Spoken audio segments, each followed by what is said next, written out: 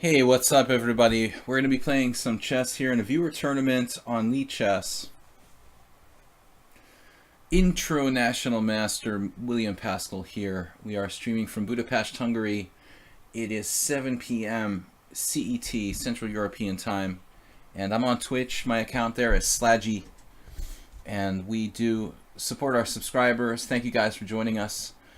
This is a tournament open to everyone on lichess.org. I'll be streaming here live on Twitch for the duration. 2-hour viewer tournament, 7+2 time control, longer version today. Sometimes we're doing 5+2 or 5-0. This week 7+2. I've got 10 entries so far. We've got 10 minutes, 9.5 minutes till the tournament starts. I like to start it a little bit after the launch of the stream so that people notice the stream and therefore notice the tournament. Rather than starting right, the minute that we start the stream. Give people a little time to see the stream, see the tournament. The link is up on the stream page. You can see Sparklehorse Arena with the link to lichess tournament VUJSNXTY. Anyway, guys, welcome. Thanks for hanging out with me for a couple hours here and playing some chess. I'm just enjoying a beer. I worked hard today. I have produced a couple of videos in the course of the morning and afternoon. So those are like non-YouTube videos. I do have a YouTube channel, Video Chess Training on YouTube. You can check it out. I upload all my streams over there. And when I finish with my current project, I'll probably find some time to add some other independent videos to the YouTube channel. We all need to get Grammarly. I don't need Grammarly. Just in Hungary. I need the Hungarian version of Grammarly. Did I spell something wrong? Anyways, alright, my Hungarian grammar needs the work. So, we've got 10 players, we're starting in 8 minutes, I am the top seed. I noticed that our friend Lucky Kentucky has disappeared from lichess. I wonder if he was he suspected of being a computer, or did he just voluntarily close his account? I don't know how many accounts that guy's gone through. But we are legit. We're going to be playing 2 hours worth of 7+2. Some good quality games. Move 11, Aldisto, Morales. You guys are all subscribers. I want to thank you for being so. And I think 3 of the players who get a lot out of the stream. Anton's Card Danadam, Filthy Seabass, Galanid Vizvizdom, and Troll on a Roll, rounding it out through 10 players. We got 11 players. Alechine. Alechine. Alright. Oh, it's a commercial for Grammarly. That's funny. Ask them if they have a Hungarian version. I don't know. I need some help there. So, what's up, guys? I played a warm-up game against a 1300 player. He actually played the opening pretty well. It was a like Schlechter Slav thing. I don't think I even got an advantage. Later he just like hung a piece or something. Played a crazy break, but I had a little trouble with my warm-up game against the guy who was like 1,100 points lower, getting an advantage. I don't know if that bodes well, but we had a tough simul on Sunday as well, guys. Every Sunday I do a simul on lichess at 6:30 p.m. CET. Tomorrow we've got Blitz and Classical Chess, Weird Wednesday, unusual openings tomorrow morning at 10 a.m. Central European Time. If I lose my voice somewhere during the stream, just use lip reading or whatever to figure out what the heck I was saying. You're playing in these tournaments and I never will gain a point. Yeah, I play in those Blitz tournaments where I play like really low rated people just because I want to get a quick game, and I never like finish the tournament. But if I play and I enter really late, I'm always like with 0 points when everyone has like 5 points, so I get paired with like the lowest rated player in the tournament. But still, at least I move the pieces, got a feeling of how not to lose on time. 7+2. Yeah, actually, Gladys Troll, I decided to kind of cut back on trying to enter these random hourly Blitz tournaments and maybe just like challenge people to 5-0. Maybe it's better for my rating to play people who are like 21, 2200. Because I'll like occasionally lose to someone who's like 1800, who played like a, I don't know, FM, and then it's like 50 points chopped off my rating. It's not really a good idea. Or we just hang a queen to like a 1300 or something. Not really a good system to play people who are like 1,000 points lower. It actually messes with your Glicko, and it's not good to play people who are too much lower rated. Clash Kid, what's up? 7+2. I know Clash Kid likes the longer time controls. Move 11 as well. I saw World Loser online. He hasn't entered the tournament yet. He's a regular here. Not quite as much as he was in the past, but he might join us for the tournament. I don't know. Sometimes we get some Masters. Haven't seen, what's his name? Oh, can't remember now. World Loser, there he is now. Speak of the devil. I haven't seen, I'm having trouble with my memory. Ginkgo biloba. I need some kind of supplement. I was talking about this. We need some sort of memory supplement. What am I supposed to take? I don't know. Quick pairing system in the lobby. Yeah, that's what I started to use for the first time. Trolling a roll, and it's better. You know, I don't lose to people who are like 1,000 points lower and lose all my rating points in one game. Not really a good idea. So sometimes we get some master strength players in here. But at the moment it's Audisto, Morales, and World Loser who are all around 2,100.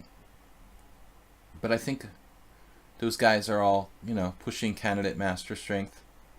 Nefidov, welcome.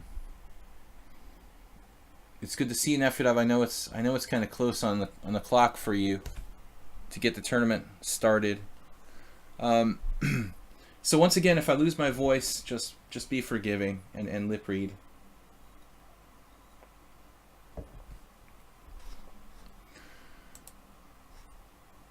But we are about to start. We have 3 minutes left. Hungary, like, they messed up in the European Team Championship, finished 5th. They crushed England in the last match, but it didn't really mean anything. I don't know how Croatia ended up ahead of Hungary in the European Team Championship. Like, Hungary played like all the top teams. I'm surprised that Croatia was in there, but it doesn't matter. 4th or 5th, there's no medal. 1st, 2nd, or 3rd, and it was a tough group of teams. Azerbaijan, Russia, and Ukraine very strong. Alright guys, we're going to be starting here. I know the London Chess Classic is the next thing on the calendar.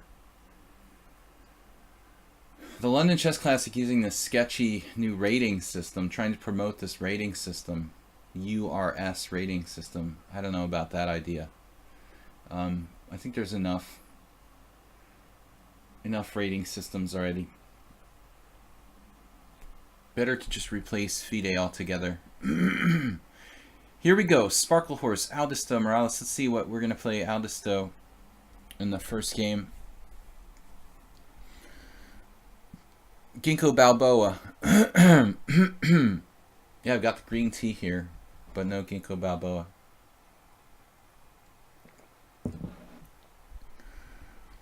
I only started noticing like my recall was worse like in the last year or two since I started working too much. Maybe it's just simply like you know, being tired. It's not about like my brain not being as functional. Okay guys, ready to start? I'm gonna have some fun. Maybe I'll take a break at some point, just like check out someone else's game.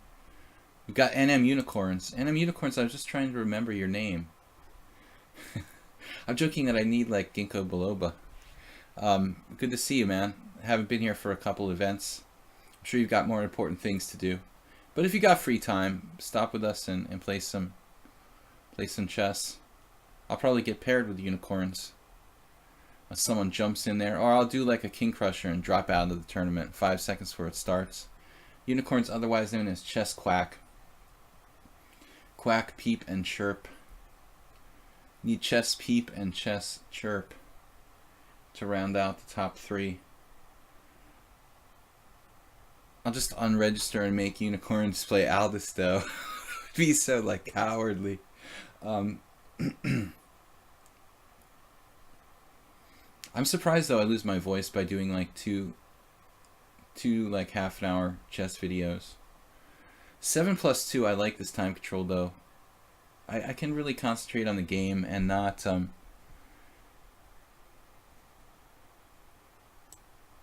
have to focus on, you know, commentary as much. I like doing the commentary, but it's a tournament. I should be a little more like, you know, light with the commentary probably and focus on the game and the result rather than like the standard stream. Unicorns played the b3 against me once. Unicorns is not really like a theory hound. I mean, a lot of masters are totally obsessed with opening theory, and he's seems like someone who's willing to play different kind of stuff, not just like always the same main line.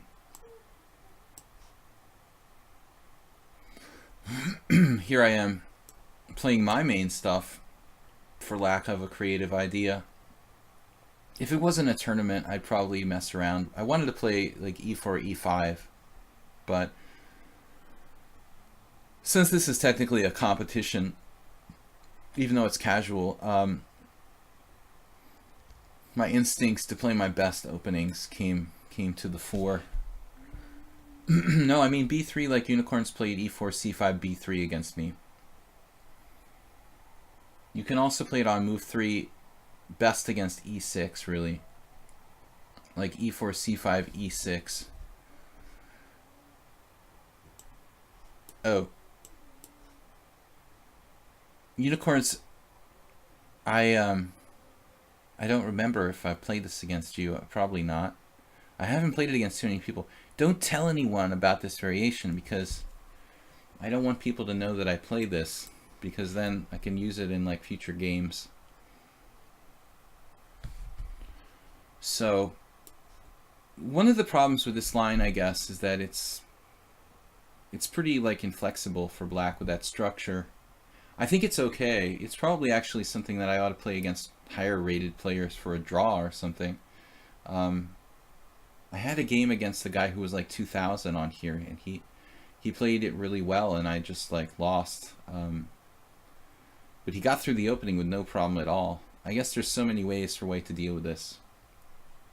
It's actually a better line to play against a strong player than someone a little bit lower rated. It's kind of frustrating for White to get an advantage maybe against someone a little lower rated player than them, but for the low rated player there are probably like a lot of safe ways White can play this line. The good side of it is that some people just don't really know it at all, which is to my benefit. Nisipianu is the one pretty strong GM who's played this on a pretty regular basis. Now knight b3, I don't recall seeing that.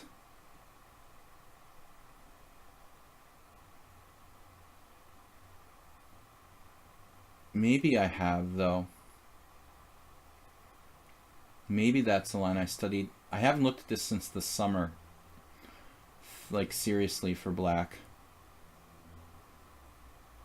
I don't think I could just sacrifice my pawn on d6. That's out of the question, because it would prevent me from castling.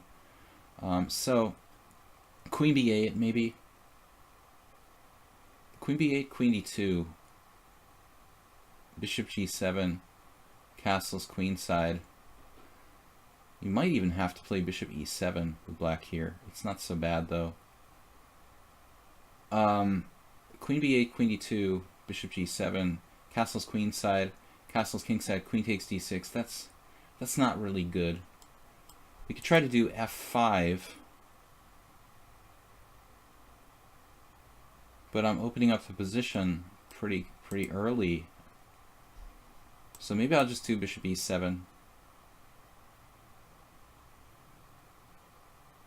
It's just ugly looking, but it's actually not easy for White to get anything. Because there's only one weakness, and I do have the dark squared bishop. I have a good bishop pair that compensates. visually ugly, but actually very hard for white to get concrete play. Knight b3. I think I looked at knight b3 immediately, but maybe not after bishop b5. Wonder if I'm supposed to play a6 there.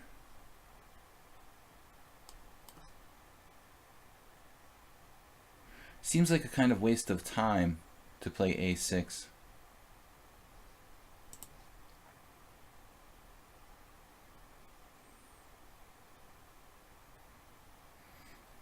I don't know, this system seems like it's good for playing for a draw. I'm not sure it's good for... I'm not sure who would, you know, who would play knight b3. You would play knight b3. Knight b3 is a known idea, but I can't remember if it's before bishop b5 that it's normal or not. No, that's my problem here.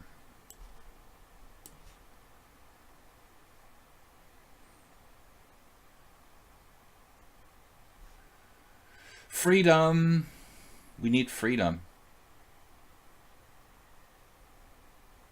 I mean, knight b3 makes a lot of sense. You do, you know, avoid exchanges and put pressure on the d6 pawn.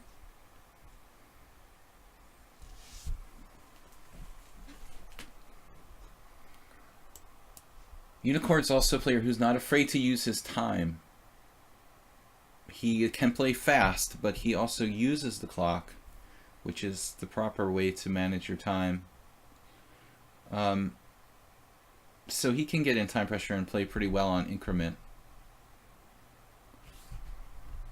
Yeah, now I don't know what to do, really. We could shift our bishop to e6. We can play rook e8.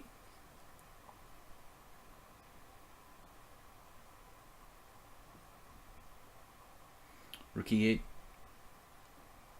weakens the... let's see. How about like bishop e6? What if I do this? Just waste the tempo, huh?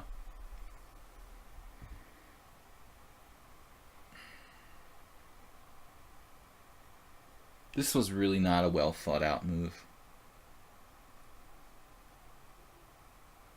I feel like I'm playing for time. Like, I criticize a lot of people for the same thing. Okay, he's got two good options here. Taking on f5 or taking on c6 and playing like knight to d4.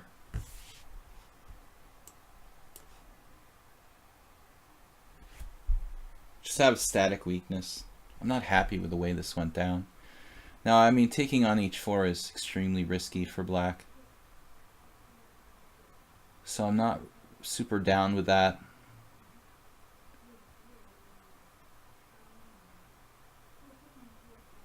Maybe bishop f6.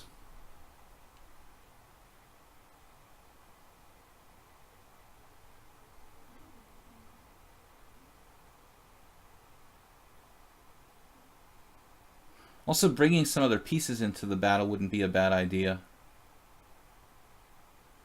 h5 is very risky, weakening my own king side. Knight b4, knight d4. That's a problem. Alright. Yeah, I'm not liking this a lot.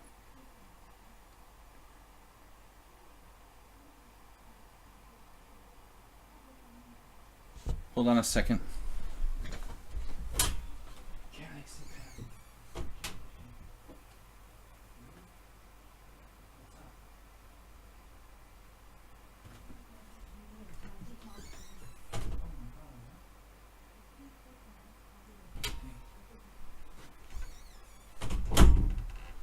Okay, guys, I had a kind of change of plans with the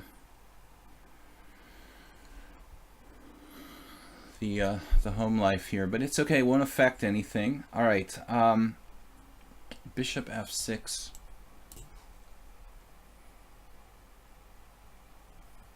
I don't know. I don't like the way I played this game. Not great.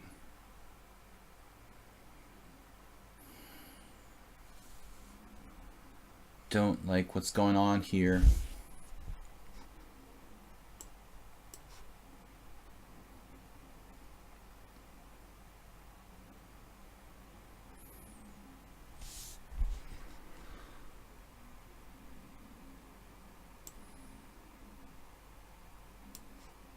I don't like that knight on d5, Holmes. That's got to go. I don't care if I lose a pawn or 100 pawns. I am not going to get brutalized by a knight on d5. It's the Sveshnikov. He can also play h6 with like scary spatial advantage.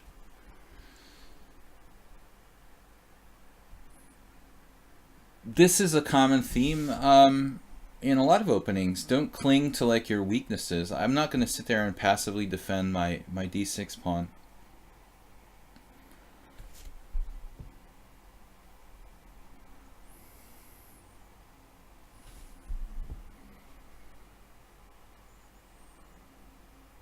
Son of a beach. I like that. It's nice to see people with a name that has a little bit of humor.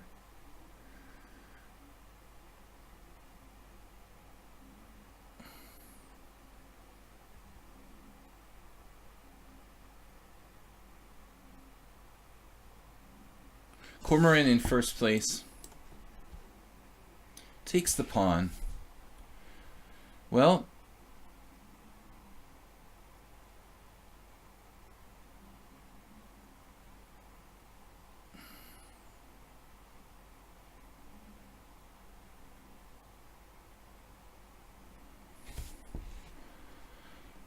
I mean, keeping the queens on the board would be an idea. I just don't really see a great way to do it.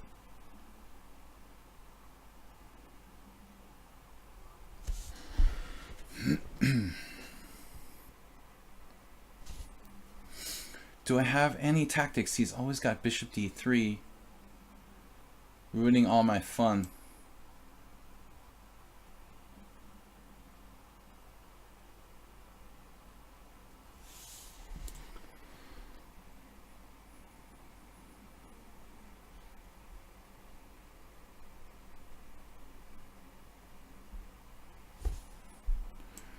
Well, I guess a doubled isolated pawn is better than no pawn at all. We'll take that. And then we can defend with like bishop g6, some positions. Speak of the devil.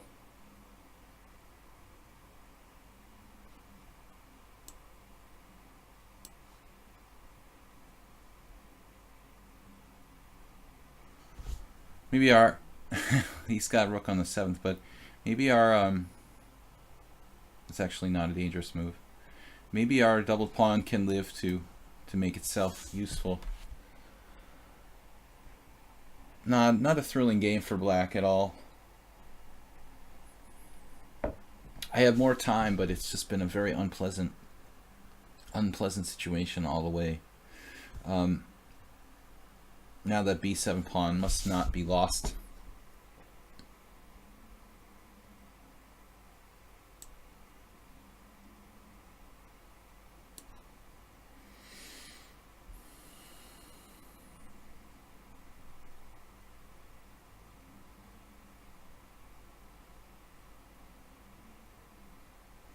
Where's my counterplay?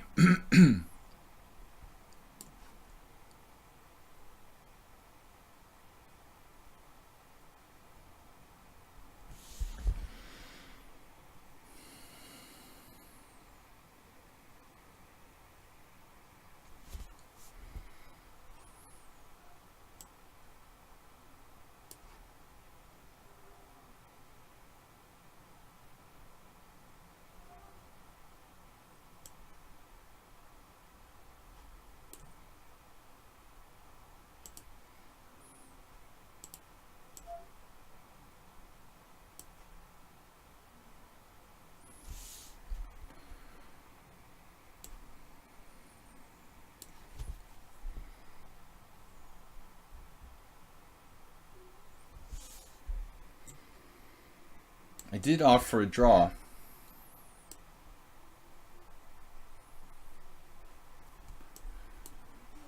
Like a minute. Now he's kind of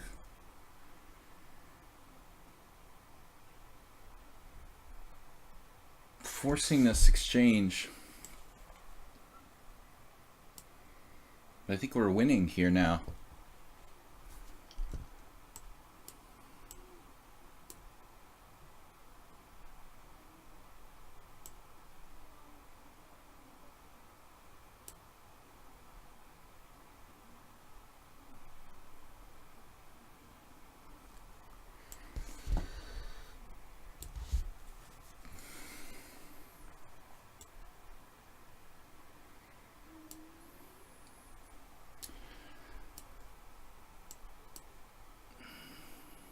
That's why I have to have 2 H-pawns.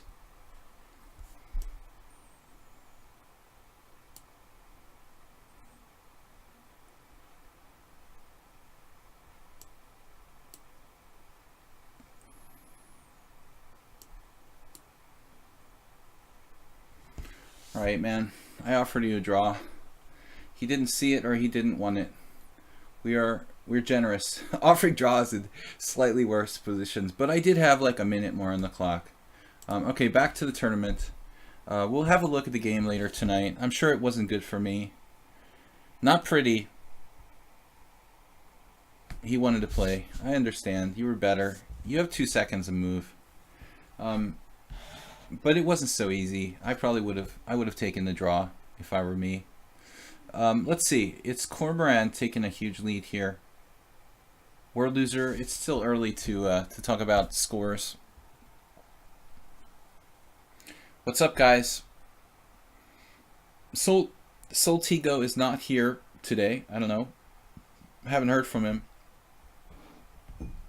I know he's been ill.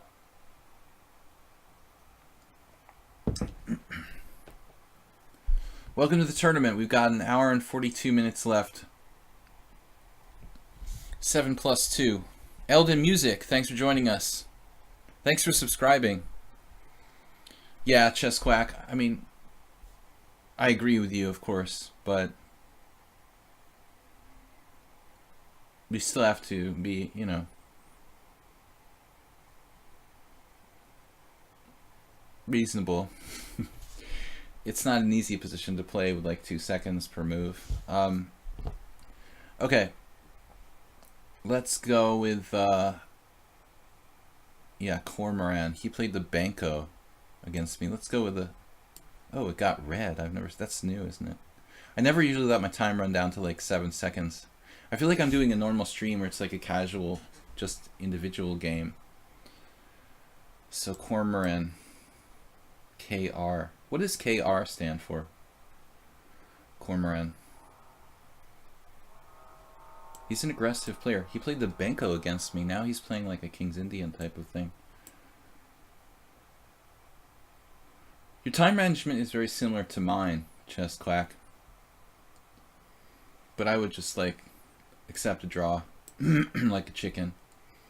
Maybe not against a lower rated player. But you're right, it's a casual tournament, who cares? Alright. I messed up that opening pretty bad. I don't know, you confused me. Knight b3, bishop b5. Maybe that is a normal line. I can't remember. I'm not an expert. Cormoran with b6 doing a double fianchetto. This always kind of perplexes me. I never quite know what to do here.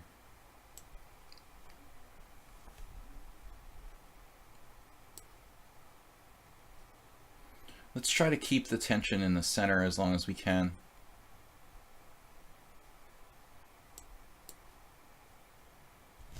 I'm basically playing like it's blitz. I'm not used to playing 7-2 in the last couple of days. I guess we had the stream on Monday, right? When I did. We've been playing faster time controls though. He played a very fast c5. That feels a little early. I think that's slightly inaccurate for black, but maybe not so bad. Maybe not so bad. Cormoran plays fast. Hey, Arsenal fan Richie, what's up?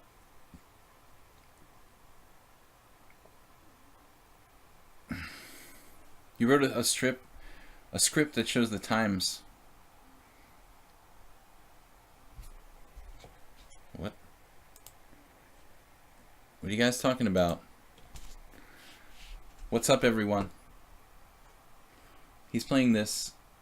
I've got to stop b5. b5 is not really allowable. Might as well play e4. And now he plays e6. So it's, you know, a typical kind of Benko, not Benko, but Benoni style setup for black. Not really,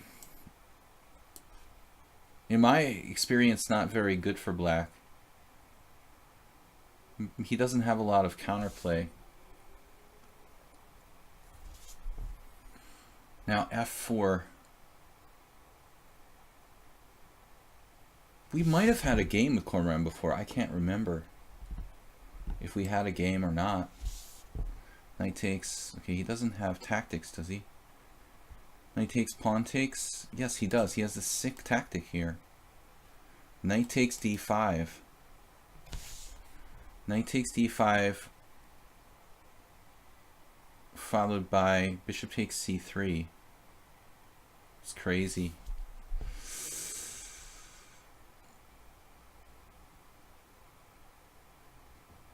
I don't know if that's good to give up the dark squared bishop for black, but it is possible.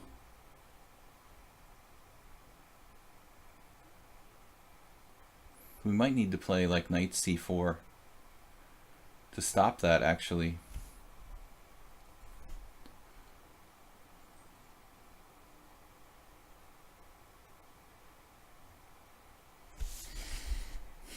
I don't know. I played a meta game. A mega game. What are you talking about? What are you guys talking about? f4.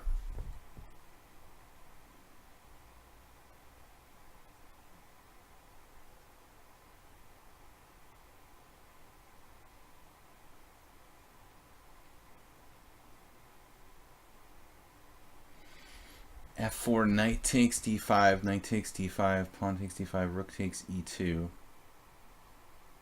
Knight takes, pawn takes, bishop takes c3, queen takes c3, rook takes e2. That's the issue here.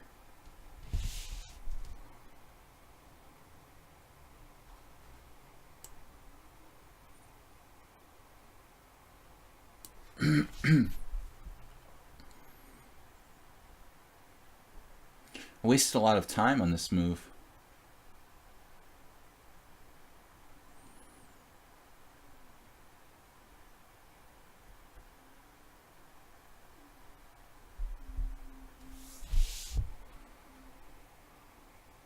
So he doesn't have b5, and he doesn't have knight takes e4.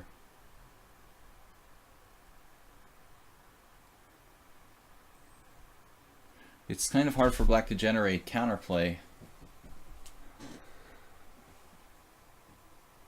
Rook e1 is possible, Highliger Bing Bong, but I don't want to put my rook there usually. I like my rooks like where they are. Yeah, maybe either rook to e1 is possible. Even rook on a to e1 is possible. My plan is to expand in the center like 4 pawns attack style, like a 4 pawns Benoni. So putting that rook there might make some sense.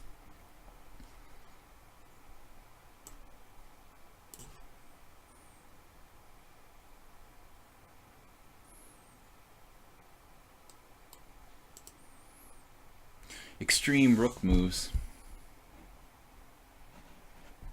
Now h6. Here I can play bishop f4, which actually looks pretty strong positionally.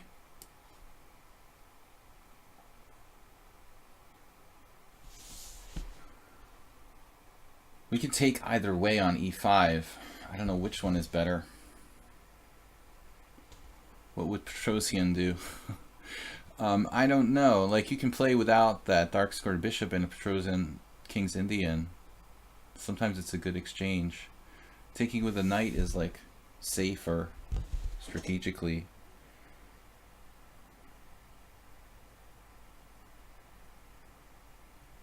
They're both reasonable.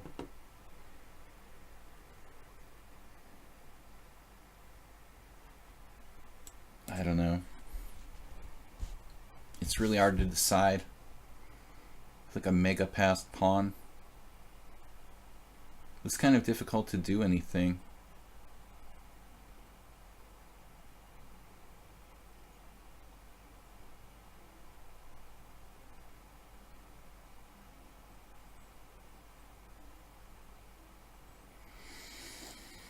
Probably would have been easier to play it the other way.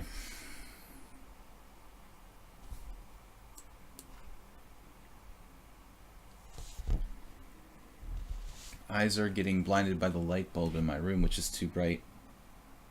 The third time I've done this recently.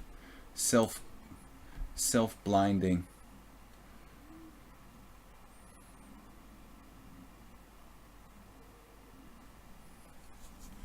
That's the Petrosian King's Indian theme.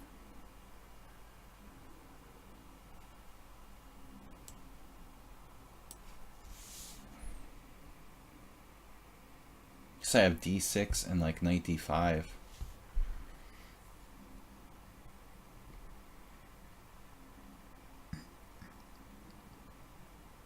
I could drive his queen to a8. That would be insane. But no way to exploit that. Actually, I can't. That idea doesn't work. Okay, well, it's not so easy to make progress, but I think we stand better here. Got like blinking lights in front of my eyes.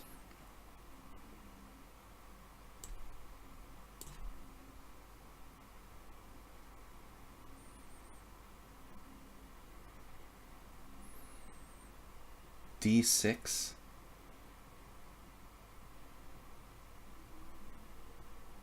Bishop h3 looks safest. Yeah. Rather than g4 destroying my whole potential for my bishop, I guess. g4 though, it weakens the dark squares. You could play g4.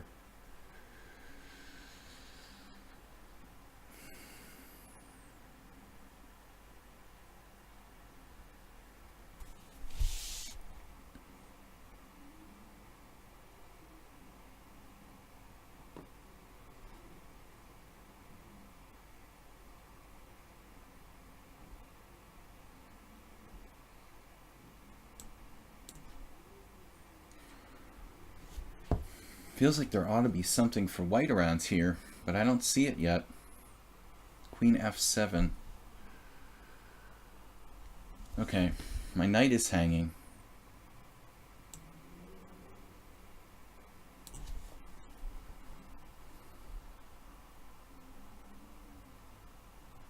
This guy is pretty strong.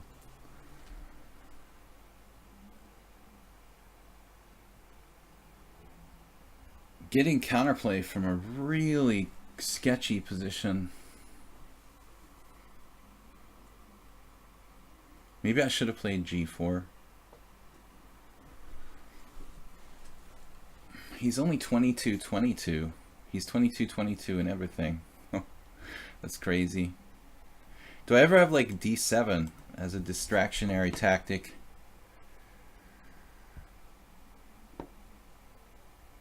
We're obviously too slow to win the tournament. How does Cormorant play 3 rounds already or something? I don't understand, dude. Bishop g2 is a strategic idea, of course. We're going to be hitting that pawn on e4. I mean, objectively,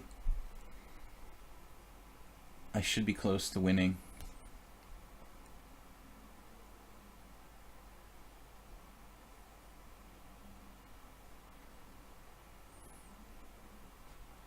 Still no easy breakthroughs.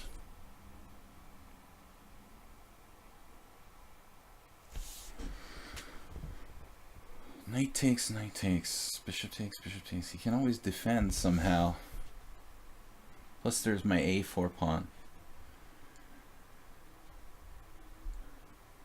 Oh no.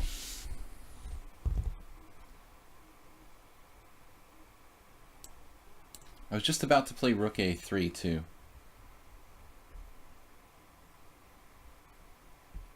Gots to be kidding me.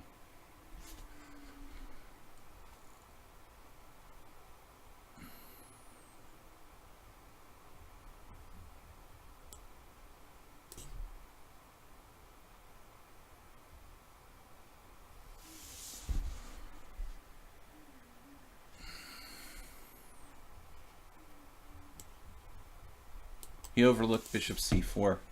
Okay. So, silent but deadly. That was not going to stop Cormoran's lead in the tournament, though. He's up to 9, but we did slow him down, so he won't have like a streak going.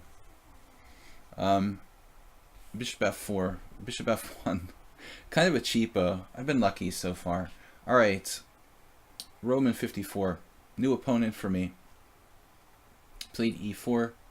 All right, we'll stick to our guns, but I'm gonna play something different. I don't want to play like the same variation every game with that g6 stuff. Different kind of classical.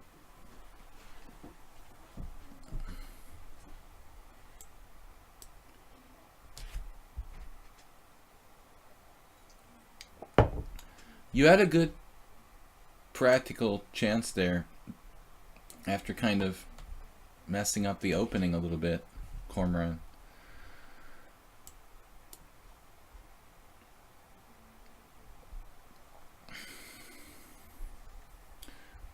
All right, our favorite variation, the Karaklaj. The Karaklaj.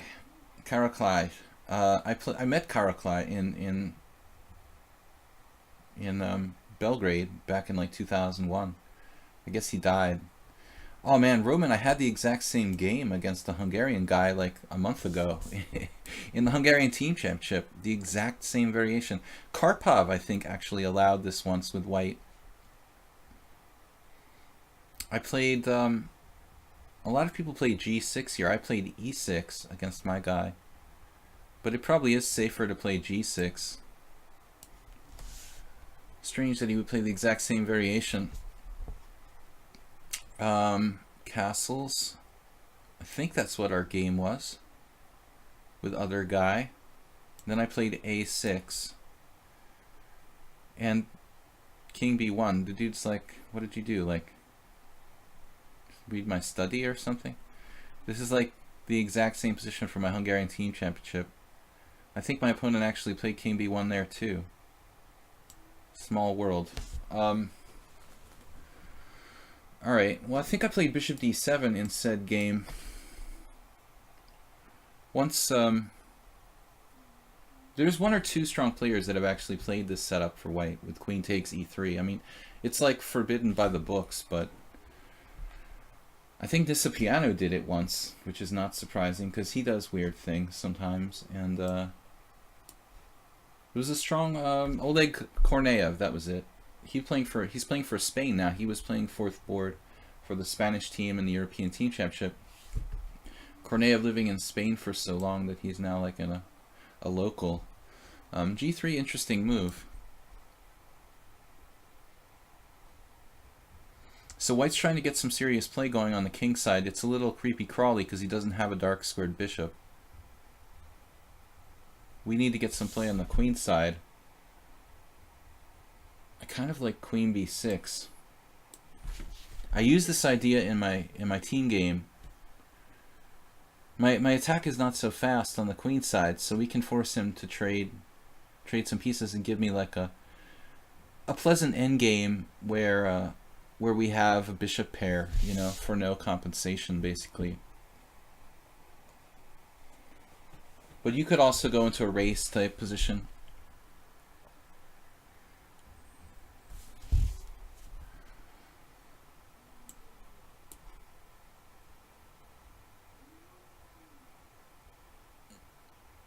It's obviously risky to take with a rook. But any kind of endgame of this type should be better for black.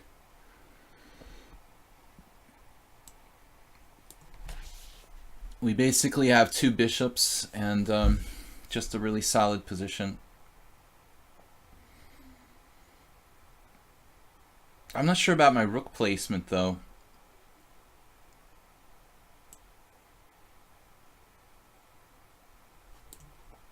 This guy is pretty strong for 1600. I think he was actually threatening knight a4 there.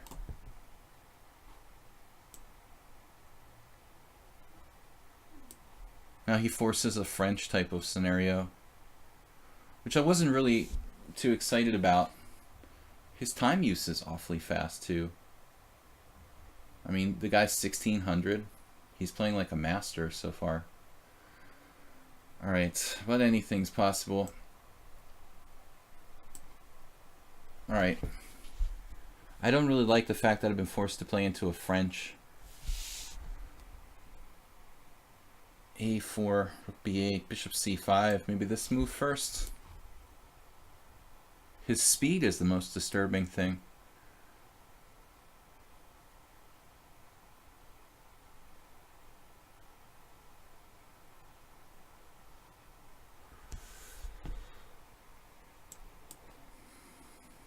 We should have some attacking chances. But I mean, what is the guy, like a master, or? He's using no time, and he's 1600? Like, what the heck? Playing, like, perfectly. People never cease to be amazing. Threatening bishop a3. Or bishop c3.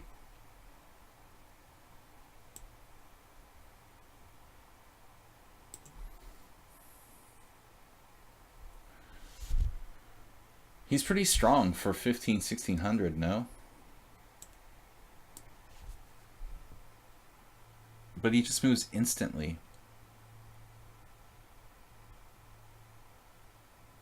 That wasn't good. Damn, dude, you played like the whole game.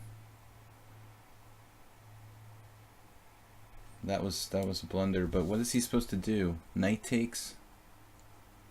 Pawn takes is the only move. I thought he played well. Like, if you look at the position a move ago, he's fine.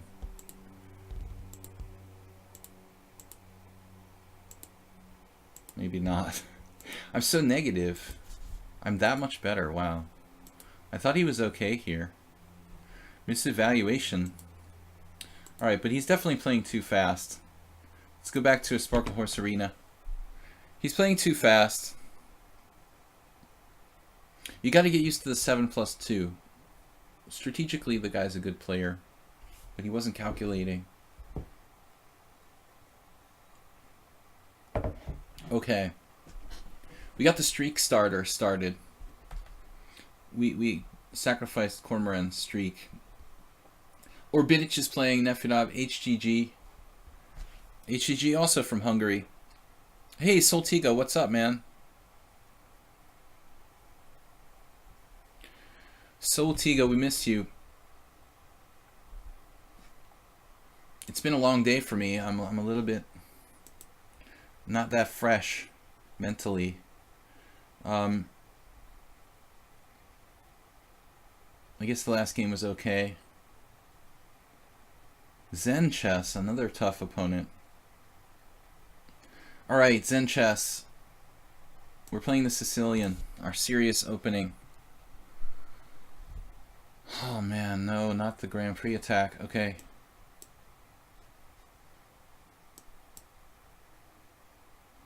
Zen Chess is a Grand Prix attack specialist.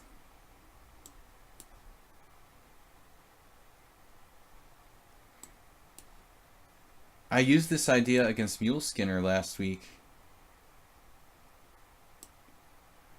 I've played a number of games with Zen Chess as well, but I don't think I've used this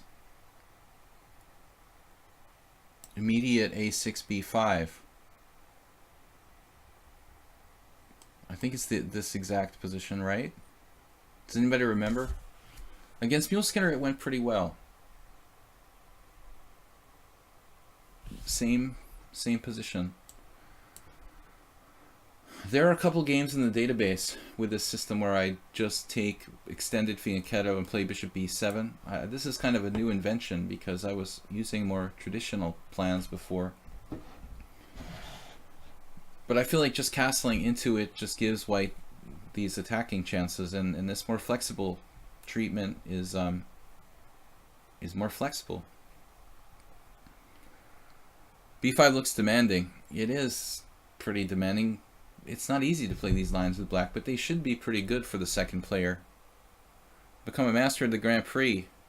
I have, yeah. We've played like, God, I don't know how many games, man. Zen Chess, I've played like 30 games against Mule Skinner in this variation. You know, he's not a high-rated player, but he is better than his rating. He's pretty solid. I think we had the same exact game.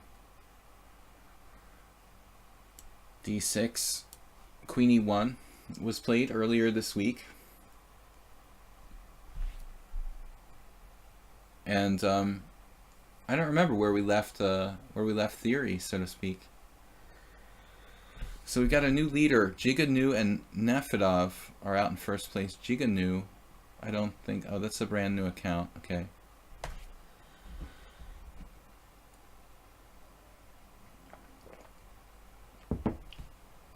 No streak starters.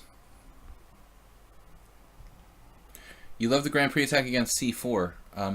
I recommended that in a video series for chesslecture.com. Doing the Grand Prix attack reversed, basically.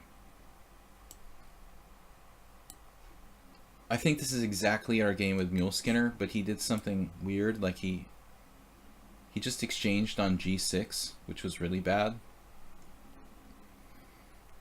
Zen Chess is a little bit of a higher rated, I think, player. He might not go in for that kind of f takes g, knowing that it's not good. But I'm basically trying to keep my options open. Maybe I can eat this pawn on f5 and live to tell the story. Something you would never do if you castled kingside in the Grand Prix attack.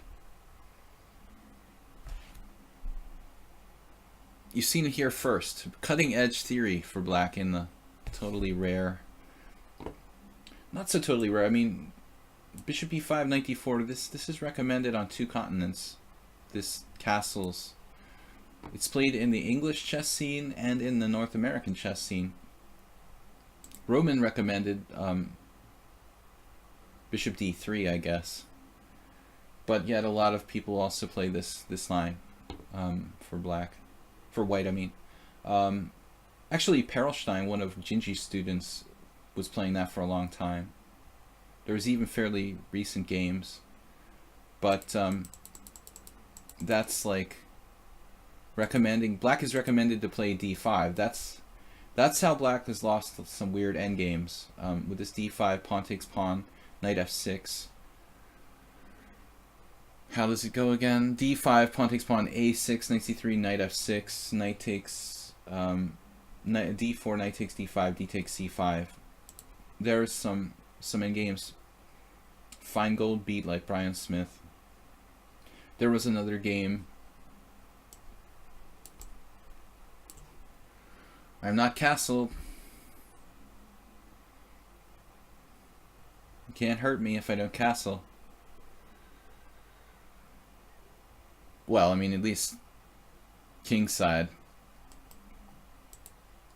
Knight g5 makes sense. It's not like a developing move, but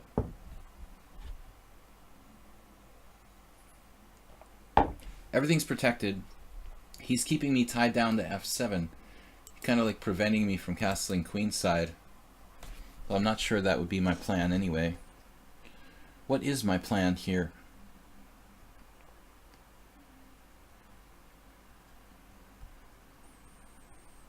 We could close the lines with h6 and make him move his knight and play g5, which would end up in a really contorted position where it's like closed, very much closed. I'm not sure that this is even good for me. I mean, it looks like knight g5 is an active move. I could also consider taking on f5. Maybe that's better, trying to open up my pieces more. But not an easy position to play. Like High Leg or Bim Bom said, definitely demanding. Finally, we can still castle into it. It doesn't look very healthy, though.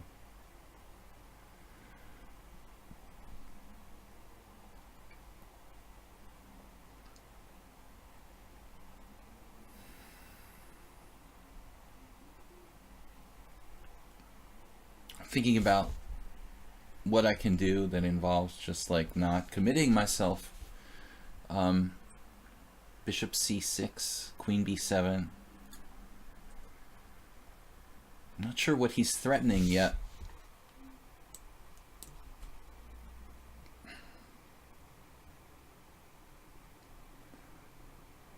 I wonder if I could play c4. That's probably a little more straightforward, but I'm not even castled and my rooks aren't connected. I'm basically playing for time. We're like we're playing like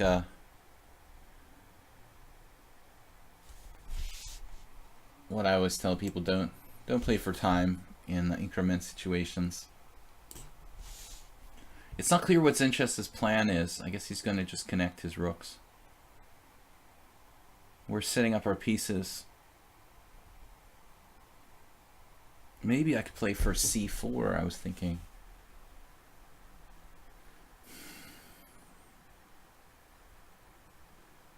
The long diagonal gives me play if he ever tries anything funny with like e5. I mean, basically both sides have a hard time, you know, like figuring out what to do here. I have a new idea though.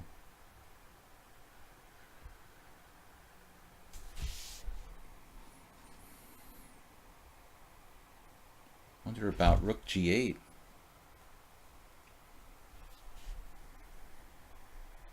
Doesn't seem really correct. Rook g8. You could take on f5 and play rook g8. Ultimately, I have problems with my f7 pawn.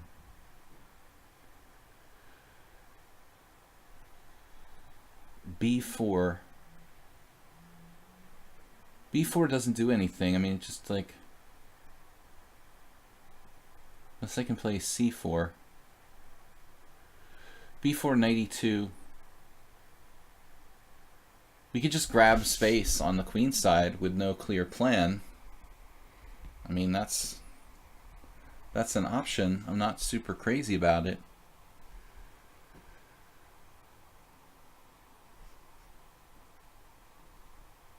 But there might be c4. b4, knight e2, c4, knight d4. Could break his queenside with like b3. But again, I'm not mobilized. c4 right away.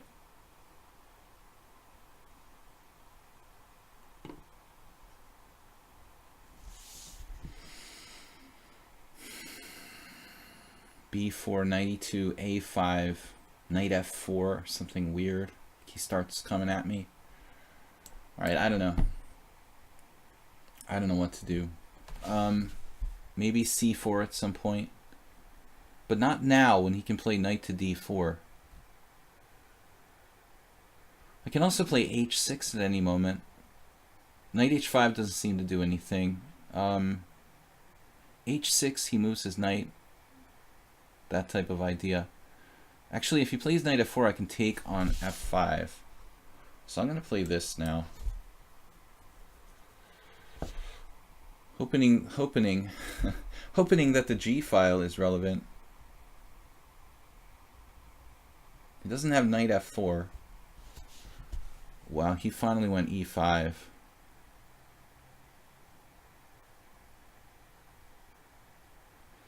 I guess he... I don't know what he's trying to do here.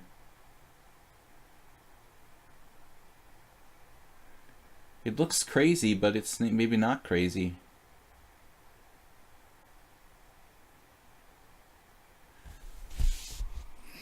He might have some sort of tricks, but I also have...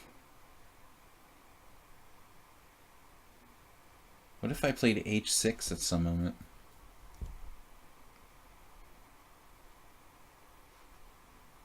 can't believe there's nothing for me here. Maybe he's going to take on c5. Okay. Like Spassky. Spassky-esque. Bishop takes c5. Okay, this position is pretty weird. No idea what's going on here. I know I can't castle now.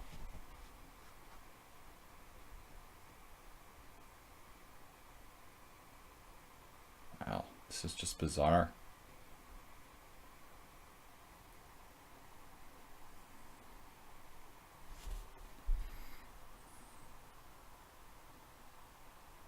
h6. Knight f3.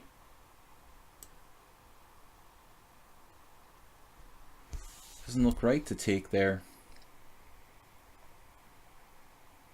Castling queenside always allows knight f7. Let's kick him out.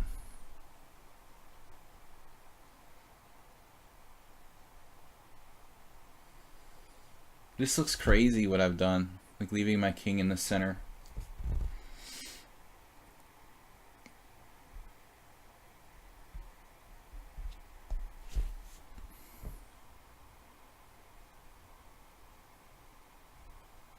I guess this is just too dangerous.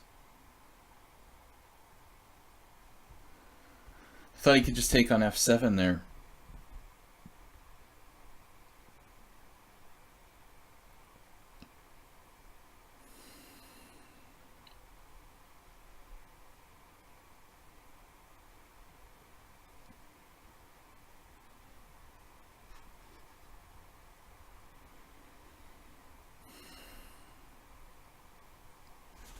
My head is spinning.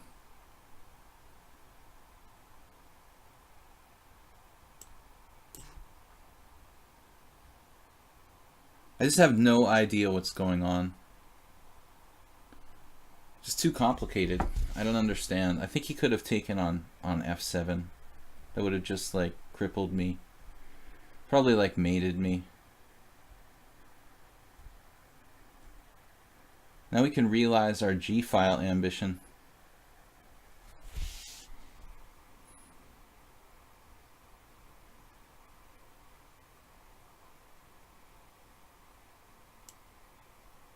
Castling queenside is a good idea.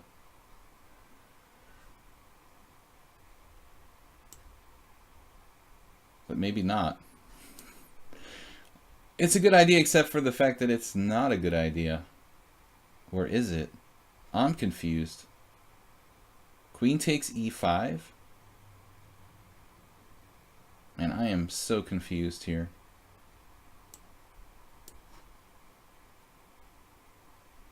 Whoa. Okay, he just played queen h4.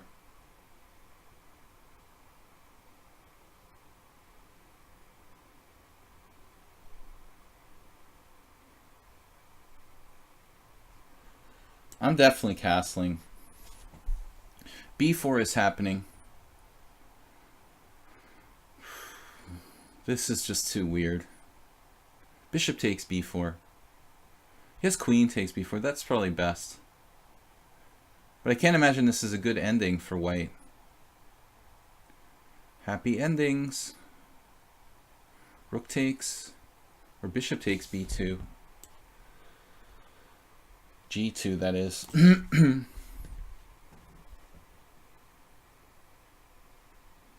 I have to take back this, unfortunately. But I have the huge avalanche of pawns. Pawn-avalanche. It's a pawn-avalanche. He's still fighting. Damn, dude. Leave me alone.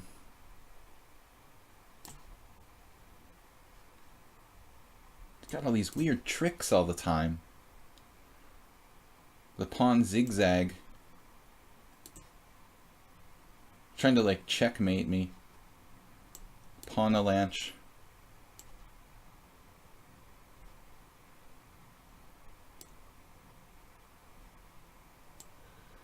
How does he just keep having threats all the time? God, dude.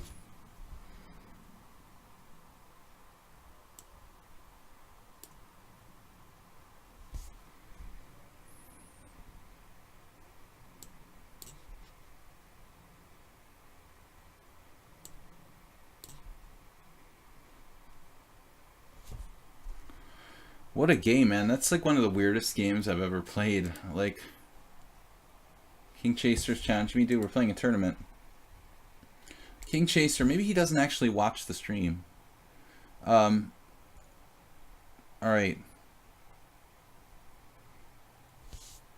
Shinki Tudya Madurul. I can't really speak, well enough Hungarian to do a good stream.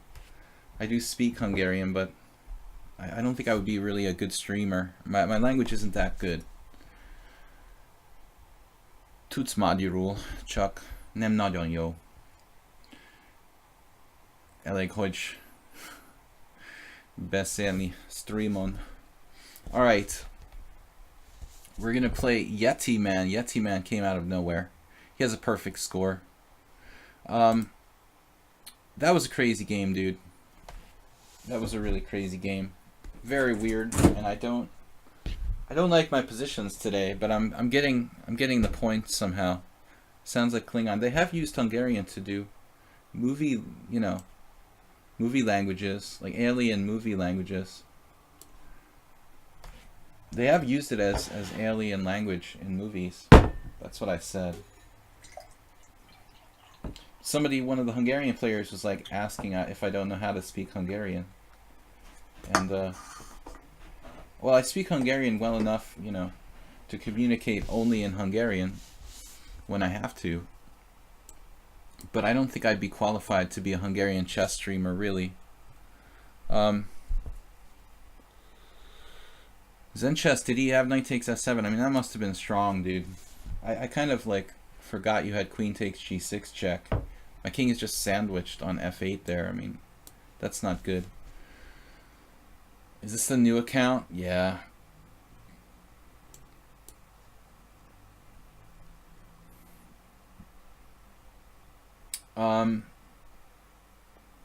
Hedgehog. What's up?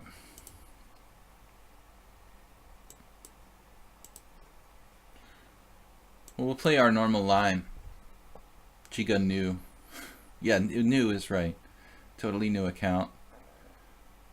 It's an unrated tournament, so whatever.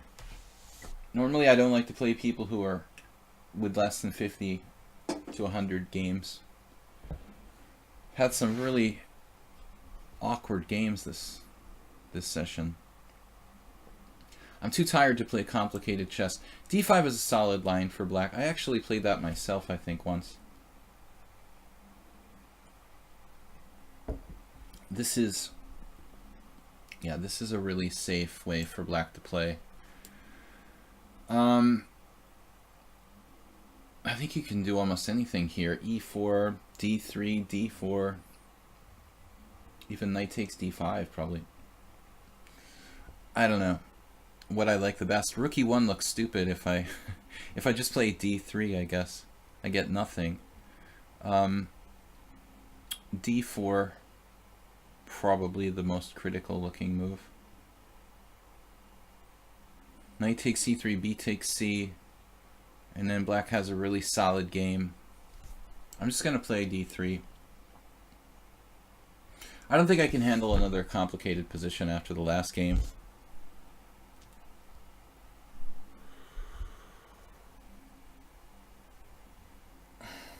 You always get angry when you play in lichess.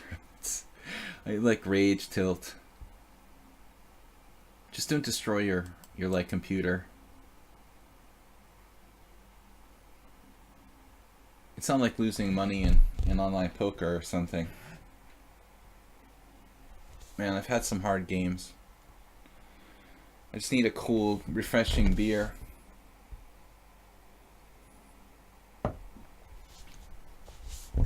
All right. We're good. We've got another hour left in the tournament or so. 1 hour exactly.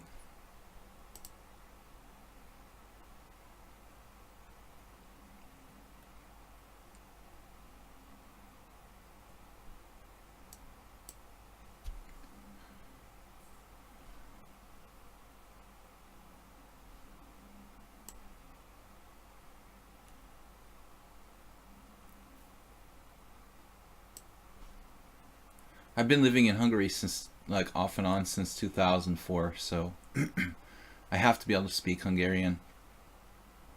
But I'm definitely not talented in language. Bishop f6 now. I'm happy that black exchanged on c3, kind of strengthening my center. But yeah, it's still not so easy. Queen c2 maybe.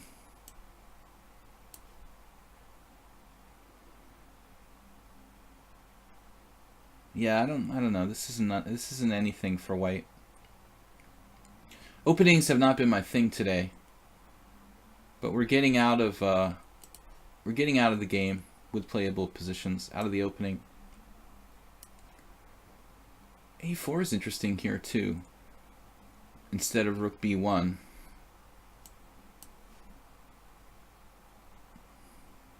It's just basically an English. It's like an English opening where I didn't play the English. If that makes any sense. Black with a super solid Botvinnik style. b4, knight b4.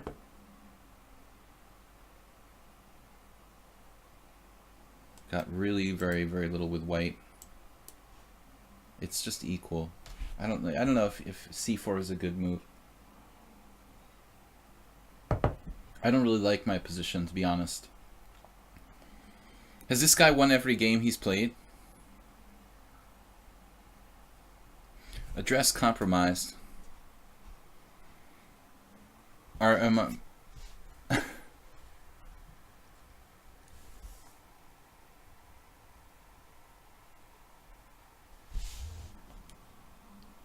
Logically compromised.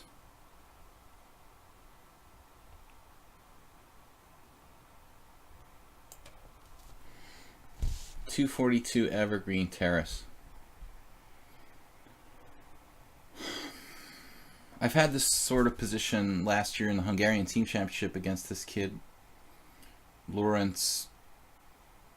I forget his name, like a FIDE master. It's a structure where white like has nothing. The only hope is that like later on down the line I can play a5 and break up his queen side. Instead of doing c4, I guess I should be more patient here, but I don't even know. Like what kind of move should I make in this position? Probably e4.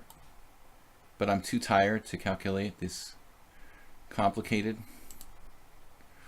positions. I'm playing something more simplified. He's playing super safe with queen c8, defending his bishop on b7, but that looks passive. I mean, why c8? Why not like d7, which is a little more active? He's like blocking his own rook. I don't have to play queen b3. I guess queen d2 is just as good.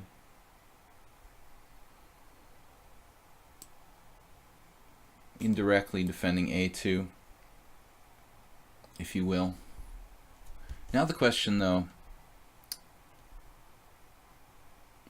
taking with the rook or taking with the queen? Does the queen really have any jobs on this diagonal? Probably not. It's still just dead equal. I mean, like an endgame where I can play a5. That's my only hope.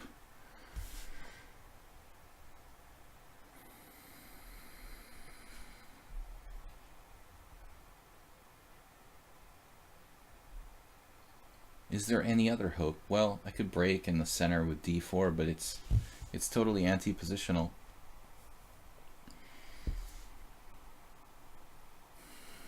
So this guy must be a very strong player. I mean, to understand the structure.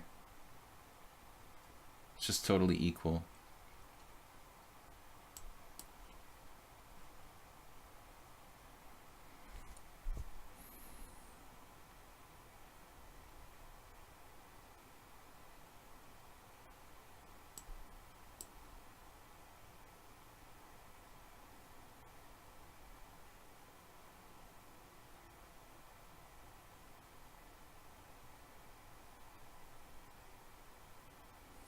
I decided to get more aggressive with this move.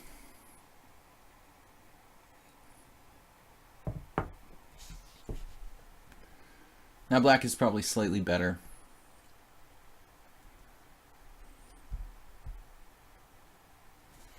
I'm just too tired to find calculation type moves.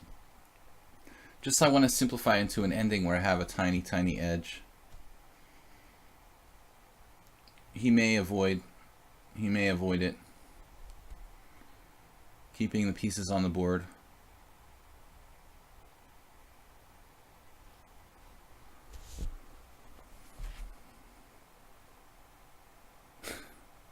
You guys are funny. RC. Arsenal, otherwise known as RC.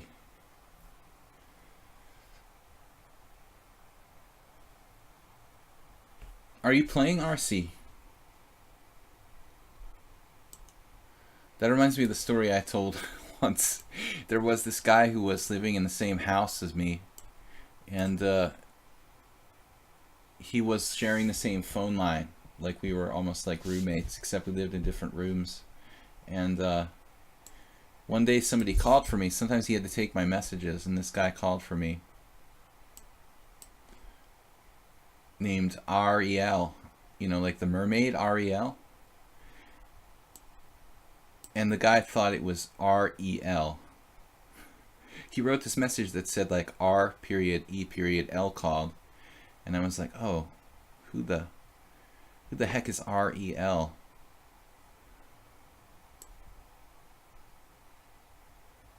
Shall we play this way?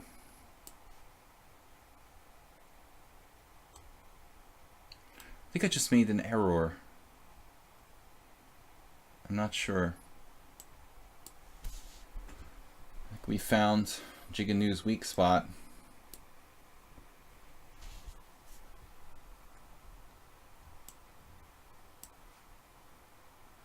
He should have avoided the ending in the first place by playing knight d4, probably.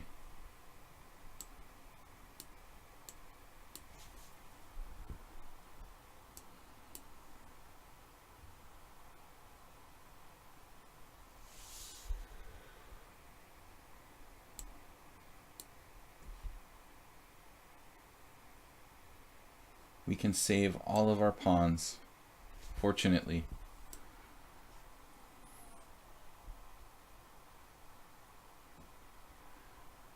Okay, thank you for resigning. I mean, maybe a practical decision. Yeti man out in first. But we were lucky, man. We had nothing there. Absolutely nothing. Nula. Nula, zero.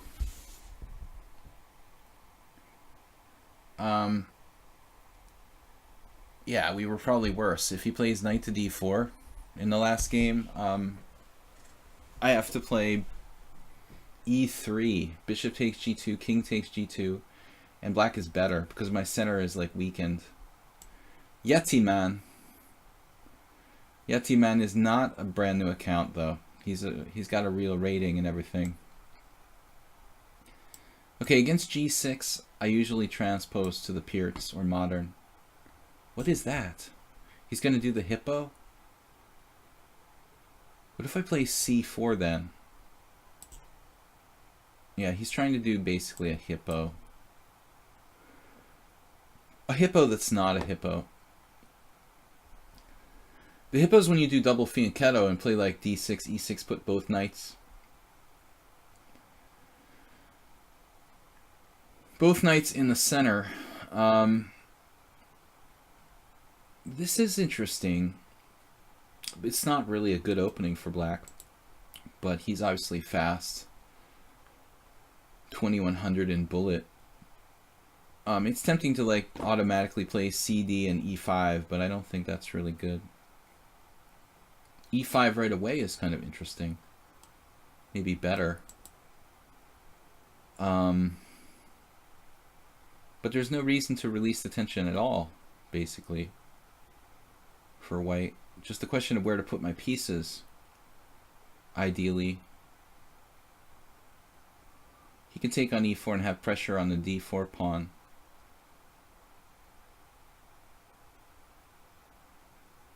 So I'm not sure what the best is for white. Wasting a lot of time though.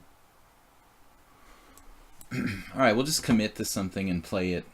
This, at least, like, his bishop remains kind of hemmed in on c8.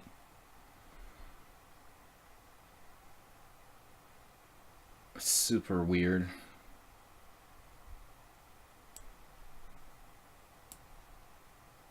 He's obviously just a bullet player style, moving instantly without thinking.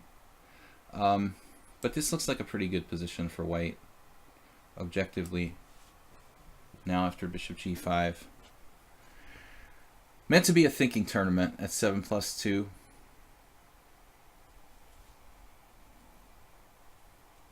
C takes d5 looks best to you? At what point? Immediately or when I played it? I doubt I played the best because I'm too tired. I'm too tired to find the best moves. I just play like second best moves. It takes me a while to find those. In English without playing the English, and a hippo that's not a hippo. So it reminds me of Bob. Bob had a game against me that was almost identical. In the Simul, or no, in the Blitz stream this week. Very, very close to the game with Bob. Bob, one of our subscribers. I want to thank you guys who are subscribers for being with us here and subscribing to the stream.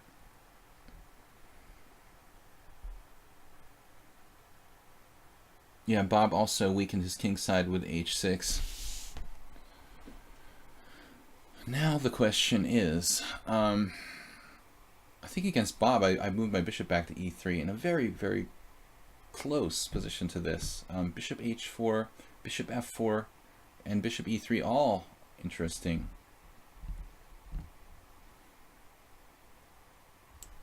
This move is like, I don't know, the safest somehow. The tightest. Black's kingside looks awful. Got like a lot of weaknesses there.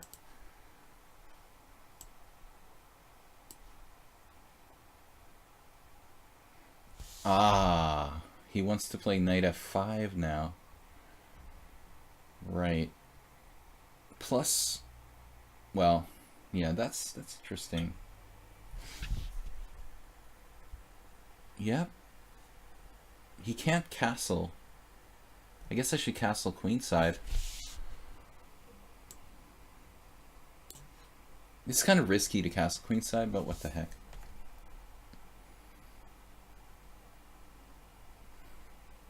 If he plays knight f5, I guess I can just play g4.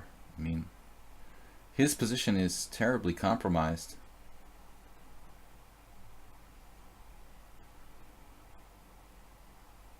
Mine is slightly compromised. My king is slightly compromised without perfect pawn protection. Well, g5.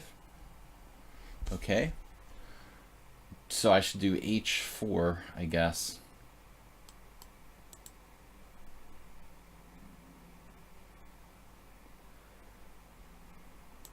We gotta try to get in there. I mean,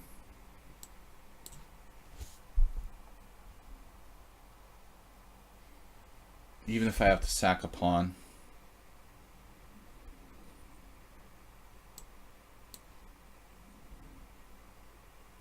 He saw bishop b5 check. I was really hoping for that. He would like end the game. That would end the game very quickly.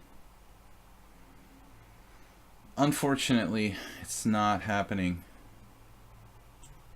So, seems that Yeti Man is quite the tactician.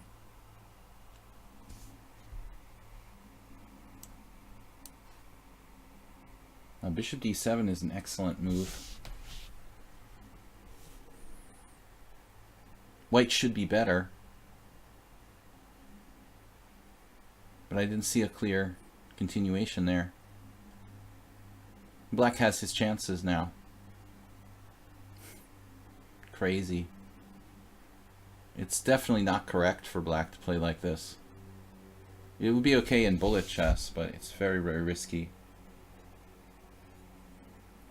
Maybe I should have castled kingside. I don't know. I didn't see any way to break through. break through the barricades. Saeed says he really likes the streams.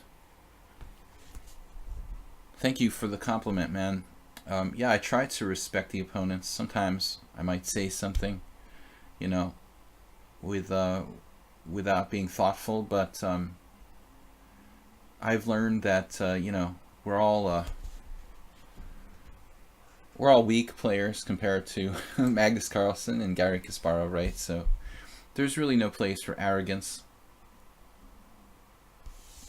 This looks strong for white. I guess we could even play, well, what else, really? I was looking at knight c5 as well, but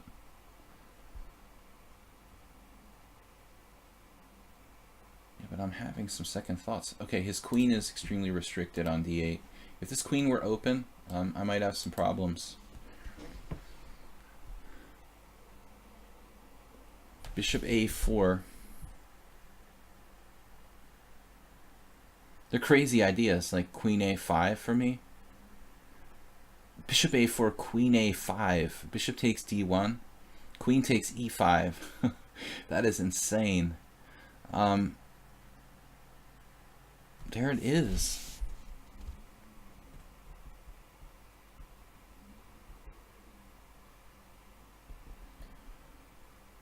So my first thought is queen a5.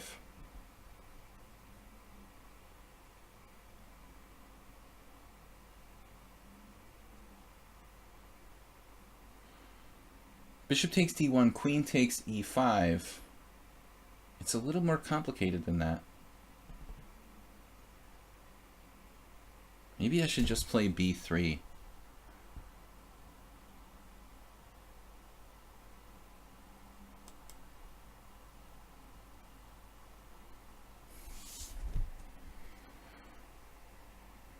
I mean, even bishop c2 isn't so bad.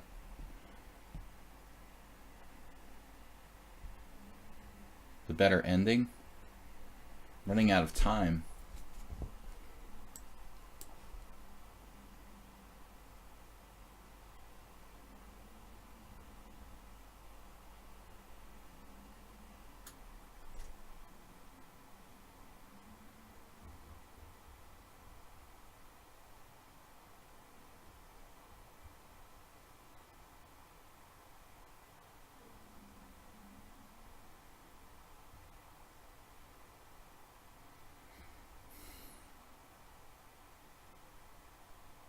So rook takes, maybe. Rook takes d1. Can I play that? Wasn't really the plan, though. He's got 4 minutes to my 1 now. Yeti man. Rated only 2120. Leading the tournament. Got Terraminator as well. From Egypt. With 18 points. Unicorns in third. This feels like I should be better.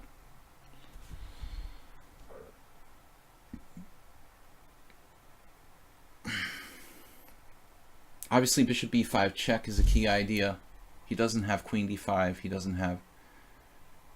well, he has knight c6.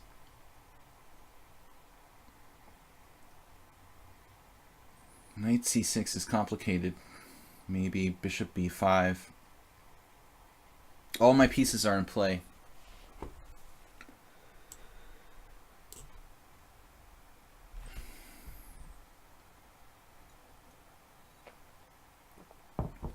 Bishop takes b2 check.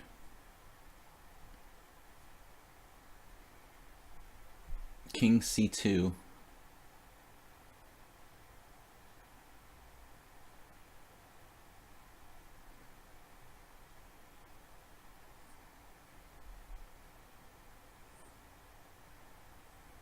We should have some serious attacking chances.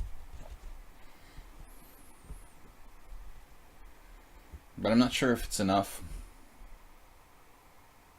Crazy position. He sacked his queen. Oh. Of course. Yeah. Okay, Yeti man. Good game.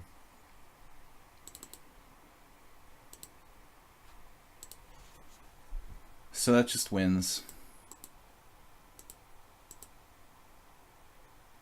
I went too far with bishop b5, but I'm not even really better here. I was better before. I was winning with queen g5. Queen a5 is a very bad blunder. Alright, well, nobody's perfect. We were having fun with that game. A little too much fun. Yeti man with a perfect score.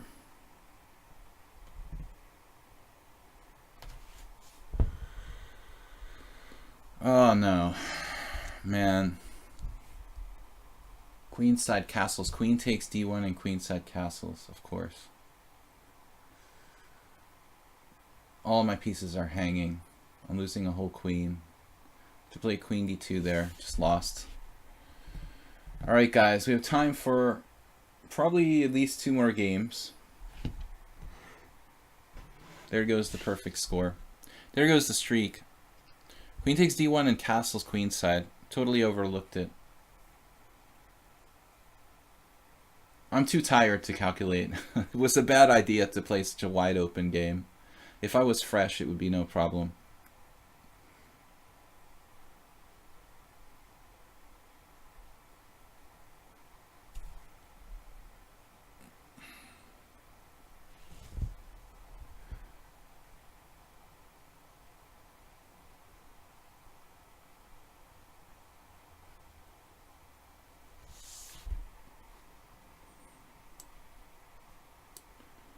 What is up, guys?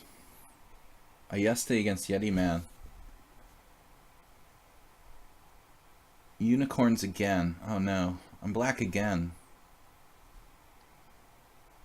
I don't think I can handle another Sicilian. I'm gonna have to. Alright. We're gonna have to play it again. Let's confuse him with something different. Just quickly played knight c3. Wait.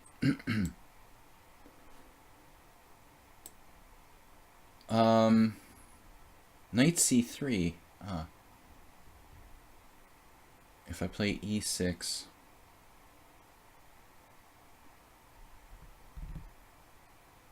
Quinteros, the Argentine grandmaster, often played queen c7. Unicorns didn't seem phased at all.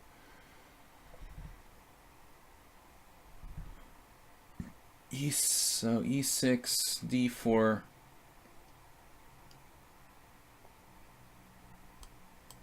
We'll try to play something funky. Just go to lichess, look at the tournaments. An epic battle of mythical creatures. It's a brony battle. No, you're supposed to play d4. So Unicorns just tries to transfer to some kind of like closed Sicilian or g3 line, which is reasonable. I bluffed him. You've been bluffed. Anyways, he'll just transfer to some variation with g3 in like the Paulsen Taimanov or Scheveningen. It's perfectly fine what he's doing, but I think that, you know, the best is actually what he's doing. He could turn it into a closed Sicilian. That's good too. It's all good.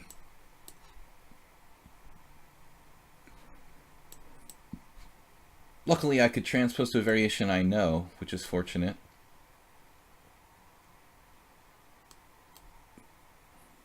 I am supposed to have my queen on c7, right? Have to. You have to here. Okay, now what? Bishop e7. Rook e1 is not really the main move in this position, I thought.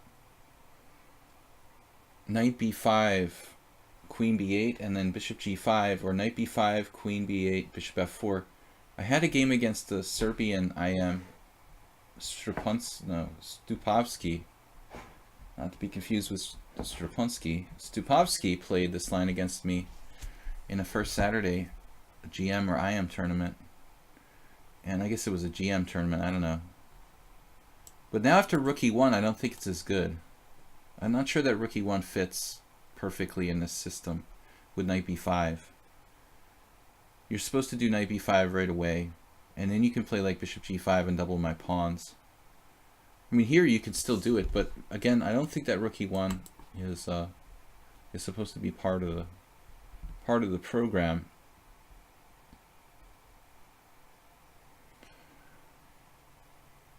But maybe Unicorns knows more than I do, which is very possible.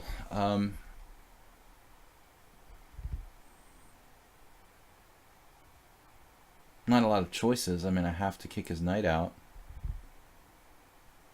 He takes on f6. I take with the pawn. I mean, whatever.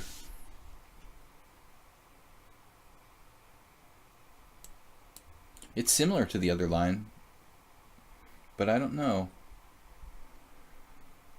what good this inclusion of rook e1 has to do with anything.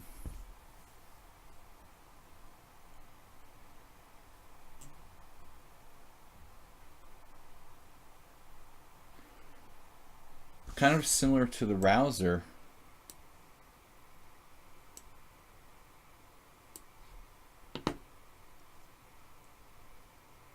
Basically Rouser-like. What do you call this? This is like, this should have a name, like a fianchetto. You know, when you got the a6, a7, and the queen on the, it's like, it's a baby fianchetto. Chess Quack doesn't know this opening. So the mythical creature battle, yeah, he got the better of me in the first game and then was stubborn and had to lose. Queen d3 avoiding trade of queens. Well, there'll be no f4 anytime right away. Anytime right away has been called. Where do we want to put our king in said position? What would Botvinnik do? I guess castling kingside is not such a bad idea here. He doesn't really have the setup for attacking my king. No f4, no rook lifts over in front of my king. But he does have that move. What? Alright. What is this?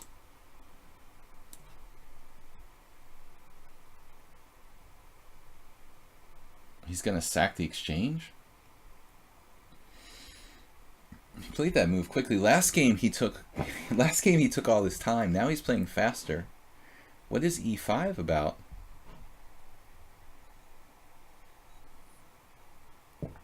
Another pawn amoeba. Yeti Man is going to take the tournament. Ayesta doing really well with 18. Terraminator. What happened with e5? He's like freeing squares for his pieces, but it looks pretty insane to play that. What? Alright. I don't believe you. Where is your rook? Where did the little rook go? Then he'll sack the exchange. I've got to be careful here. This has got to be baloney. Phony baloney.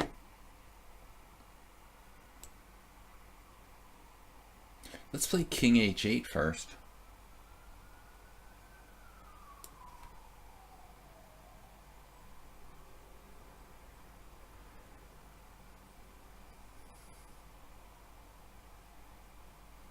The rook has not too many squares on this on this file, really. If I had done f5, he could have played rook takes e5, pawn takes e5, queen takes d7 with some kind of legitimate compensation, I think. But if I don't play f5 and weaken my e6 pawn, I'm not sure he really has enough. I'm only in 5th place as usual. King h8, yay! You guessed the move. There's no rook h4, sorry. We've got the pawn amoeba. Unicorns is what we would call playing for the gallery in this tournament. He wouldn't take my draw. And now he's like sacking pawns and he's trying to win the brilliancy prize, basically. Not at all practical. He's not a good follower of Magnus Carlsen. Alright. But I think now bishop c6 pretty much should cool him off.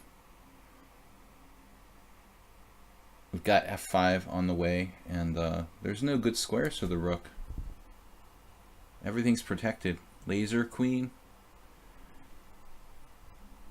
Everything's coordinated. I think white's just busted. You got the massive armada of pawn. Another one of those, what is it called again? That game where the things, Tetris. Tetris. Wow, my ginkgo biloba's kicking in. I'm not even old and I still lost my memory. But Tetris style pawns like we had against Zen chess. I got a little bit carried away against the last guy. He just, it wasn't sound, man, what you did. But I've been getting away with a lot of stuff in this tournament, so I'm not going to complain about losing one game. It was nasty though. Castle's queenside, like, didn't see it.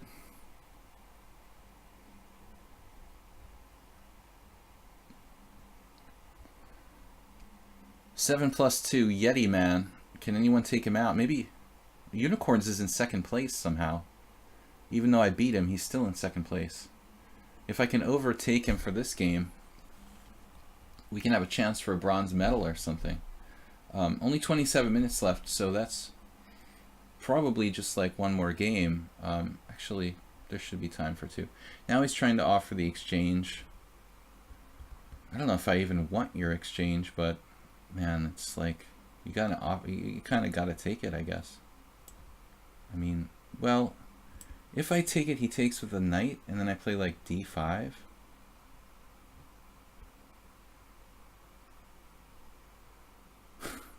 It's hard to decide what to do. I mean, everything's good. f5, take the exchange. I wasn't planning on winning the exchange anyway. f5, rook takes e5 is nothing. Yeah, maybe we just...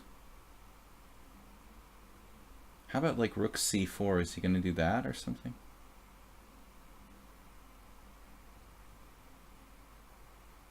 I mean, objectively, white is losing here.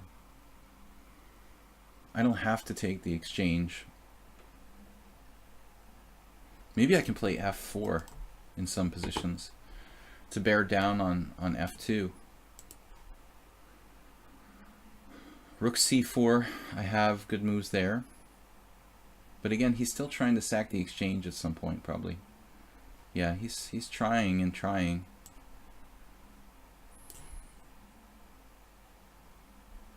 Now I was thinking b5. We got the Tetris formation fired up. Definitely a good endgame for black if the queens were to leave the board. Rook getting a little short of squares.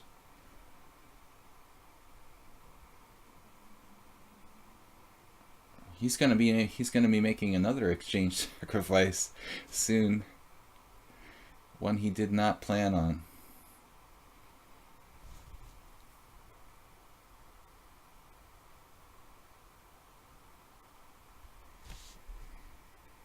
Rook b4 d5 is kind of funny. Queen takes e5 would be a problem. Alright, we don't have that. We have other ideas. Queen c5, not a bad move, certainly. I think that's simple and good. Keep him under time pressure.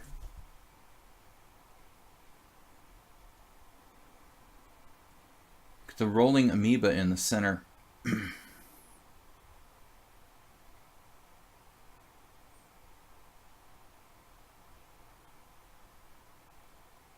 e4.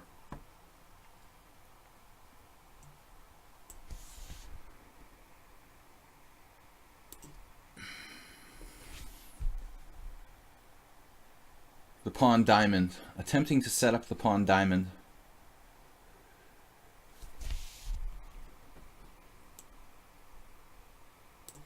There's really no, no hope against the pawn diamond for the opponent.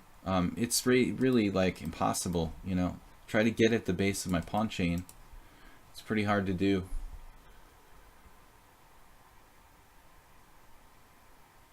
He's just crumbling.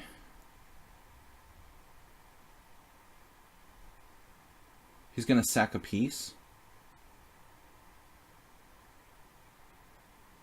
That's what it looks like he's trying to do.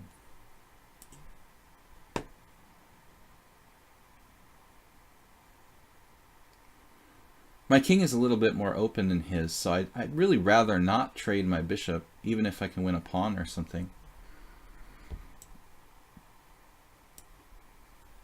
Drive him back. Low here. Okay. Good try. He's got knight f4.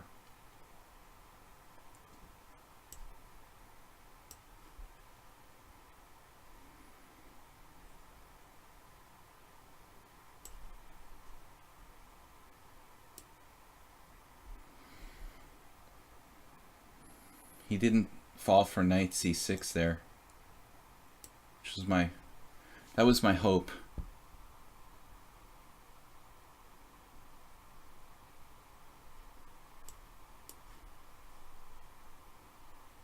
Now it's really lost for white, but he's obliged to fight on.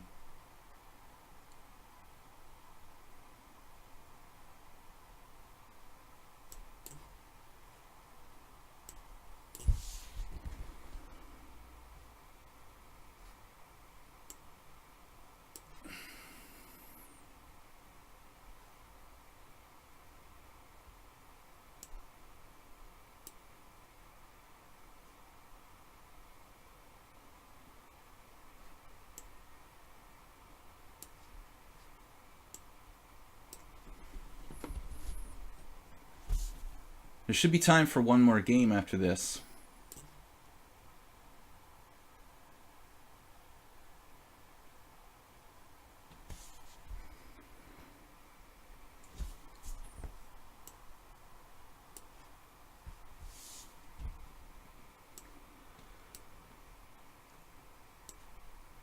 All right.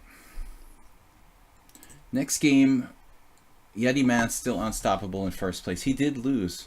Wow, who stopped Yeti Man? Ayesta, did you take him out? Oh, I gotta play Cormoran again. Why couldn't I get an easier opponent? I'll try the same variation again. After knight c6, queen e8, it was forcing him to trade queens, forking his queen and knight. So Cormoran must have another setup, rather. He was sorry he played the Benoni last game.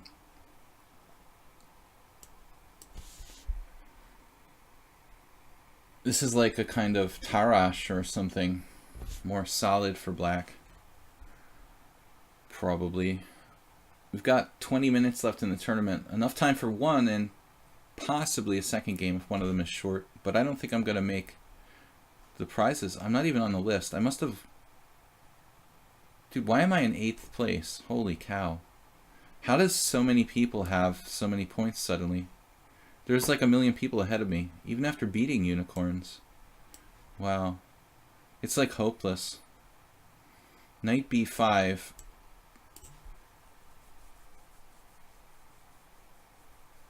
He's going to have to sacrifice a pawn for this. That's weird. Well, d5, pawn takes pawn, pawn takes pawn, bishop f4. Looks risky for black.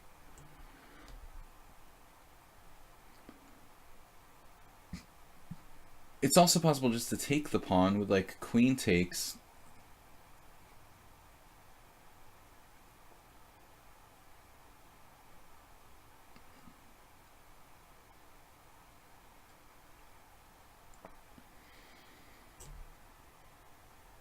I'm crazy. Okay. I guess I have to do it this way. Queen a5, check knight c3.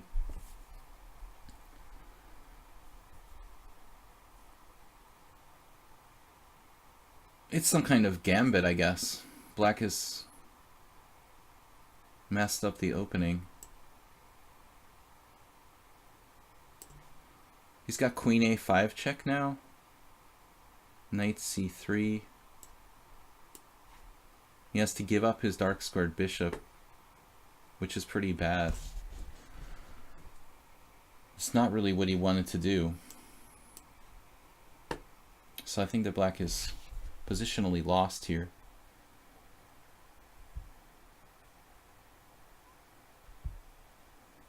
Now, just castle.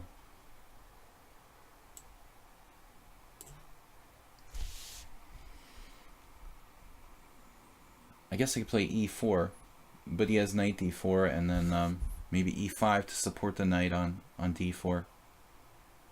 This looks too slow for black.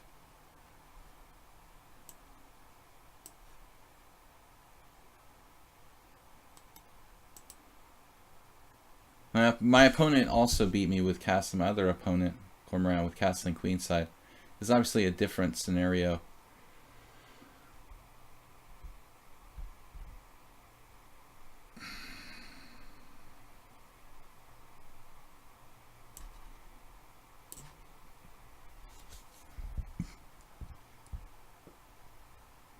Black's clearly lost, but lost is a relative term.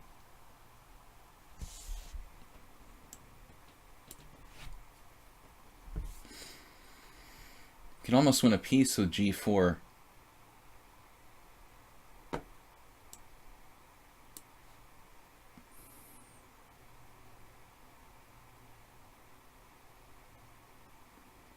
It slightly weakens my king side, but I think I can afford it here. He's in such a bind.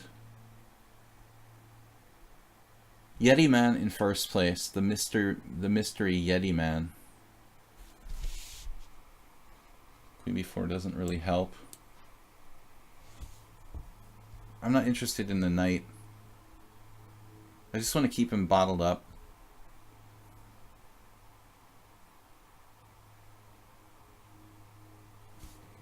What's up next? This move.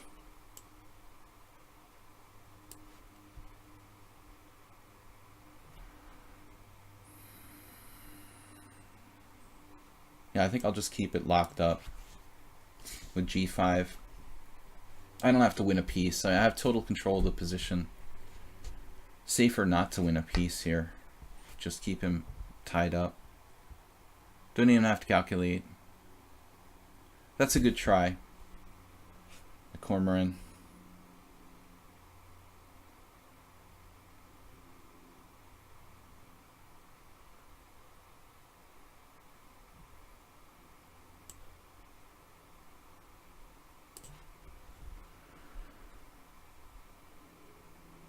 We should have some attacking chances against his king.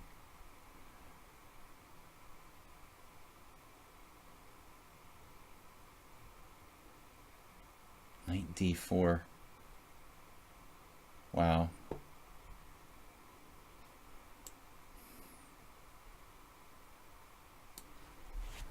Alright. It doesn't look like we're going to have time for another game after this, so I'm not going to make the prizes. How does Unicorns lose to me twice and still have more points than me? Damn, dude. How do you do that? He must have been berserking. Yes, sir, emote. Oh, that's awesome. And a giraffe. Can I get one more game in? I'm still not going to make it. Damn. Aldis, though, passed me, too. He's got 21. Unicorn's in third place. What happened to Orbitich?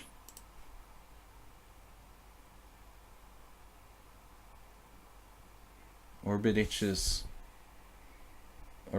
like a pawn up with no time left. Black has counterplay.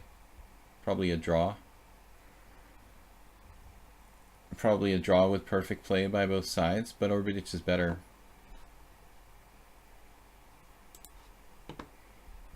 Come on, guys, we have time for one more game. Let's do it. Who can I stop? Ayeste. Ayeste lost a lot of games in the beginning, and he still got more points than me. Damn, dude. That loss to Yeti Man just crushed me. Lost my streak. Unicorns got a lot of points too. He berserked twice. That made a big difference for Unicorns. Berserking with a streak starter. Yeah, I might have to berserk the last game, but I don't have time. If I got a really lower rated guy, I would berserk, but it's tough. So can Orbitich grind this Yeti Man down? Doesn't look like it. He's actually messing it up. Orbitich is worse now. Still probably a draw in that rook ending. It's getting tricky. But Yeti Man is so fast. Who is Yeti Man? Where did this guy come from? He has no classical games at all. Alright. Counter attacker. Yeah, we're definitely going to berserk. I have to berserk. It's my only chance. Anyway, the game has to be done in like 12 minutes.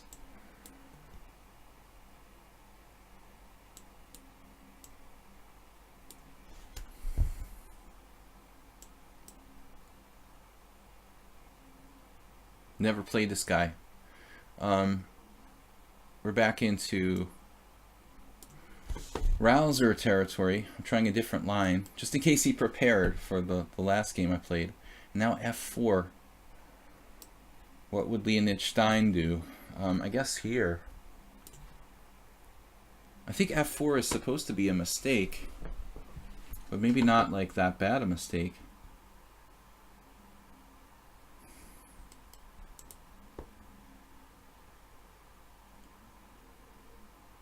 I can't remember though, am I supposed to play h6 first? No one ever plays this line against me, so I can't remember. Knight takes c6 was played. So we've got various options. Just gonna play it simply.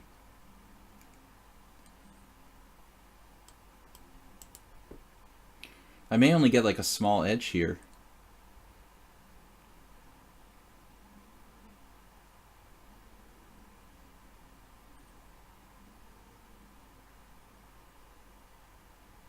We've got to grind him down, and I'm still probably not going to catch the other players. But we've got a chance. Only 10 minutes left in the tournament. What's my blitz rating? It's right there. Oh no, it's not there. It's like 2440 or something. Queen takes b2.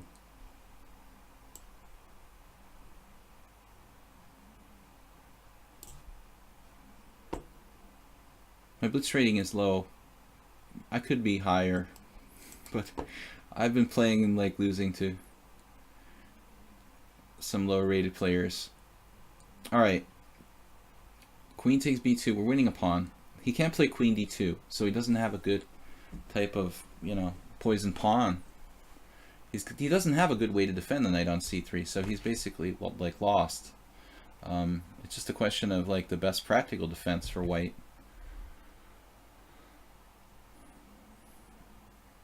We confused him. I think queen b6 is normal, though. Yeah, it has to be queen b6. I mean, h6, bishop takes s6 isn't anything special for black. He resigned. Wow. We're in first place. We have time for one more game. 10 minutes left. But I'm not going to risk berserking. We're just temporarily in first place. Yeti Man is gonna... Yeti Man's not playing. He's waiting. Ayeste is gonna score. This guy is pretty good. S4, so I'm not gonna... Well, I kind of have to berserk, huh?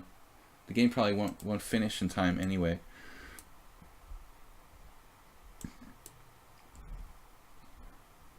The game wouldn't finish in time if I didn't berserk anyways. I think S4 has this weird variation he plays there.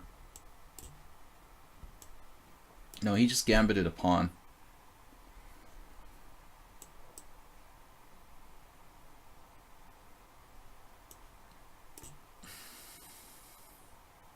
Endgame. Go immediately to endgame land. Do not pass go. That's a good move.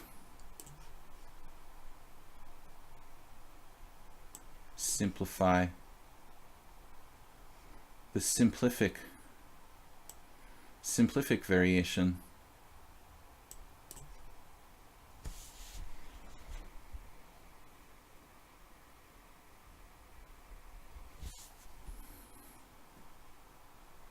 And bishop is very strong on g2.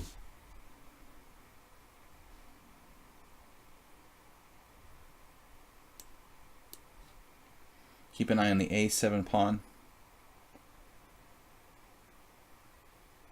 That's a little bit awkward though. I have bishop c5. He had knight g4 there. I don't know about that. That was kind of a weird move by me. He's moving faster than me and he's not even berserking. It's funny. Alright. We're up a pawn.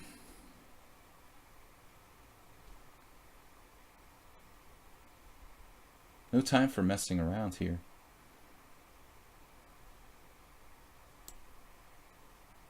What am I doing? Bishop d4? No, this guy's got to go.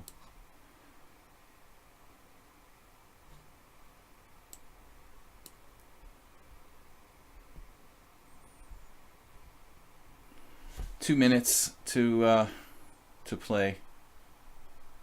For me, anyway.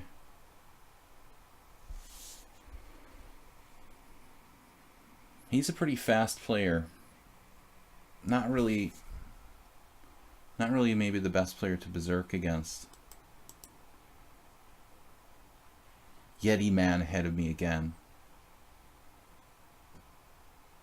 How did Yeti Man score so quickly there? He wasn't even playing a game.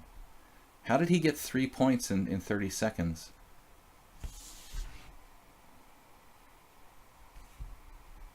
Well, I did. At least I actually had a winning position last game, you know, when the guy resigned.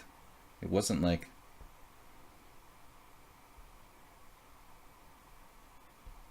It wasn't a farce, you know.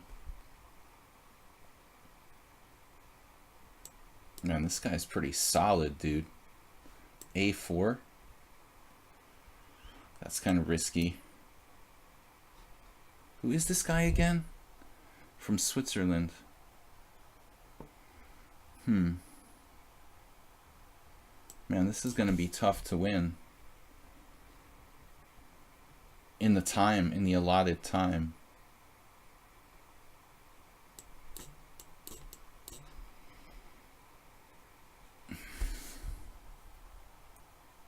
No increment. We're just up a pawn, but he's defended really well.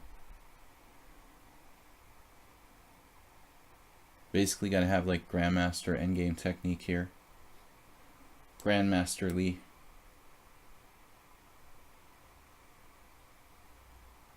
My bishop is a joke.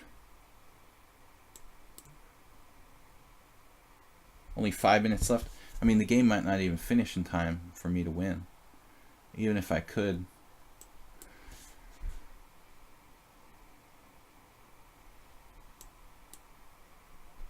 He's definitely playing pretty fast.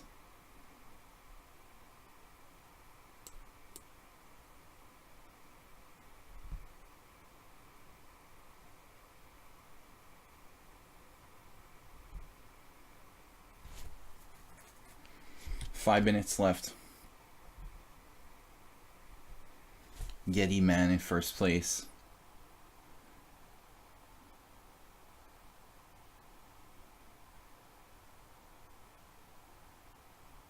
Very strong connected pass pawns for me. If he takes on f4, even if he doesn't.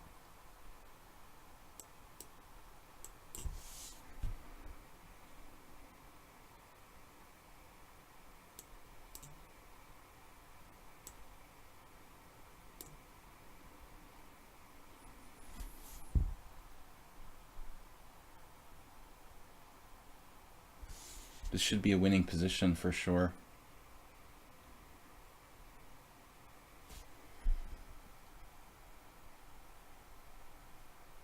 Only 4 minutes left in the tournament.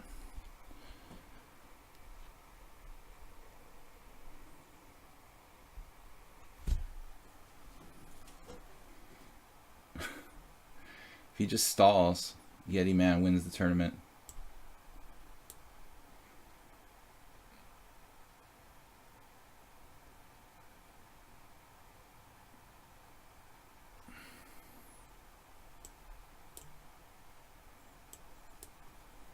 Now it's easy win.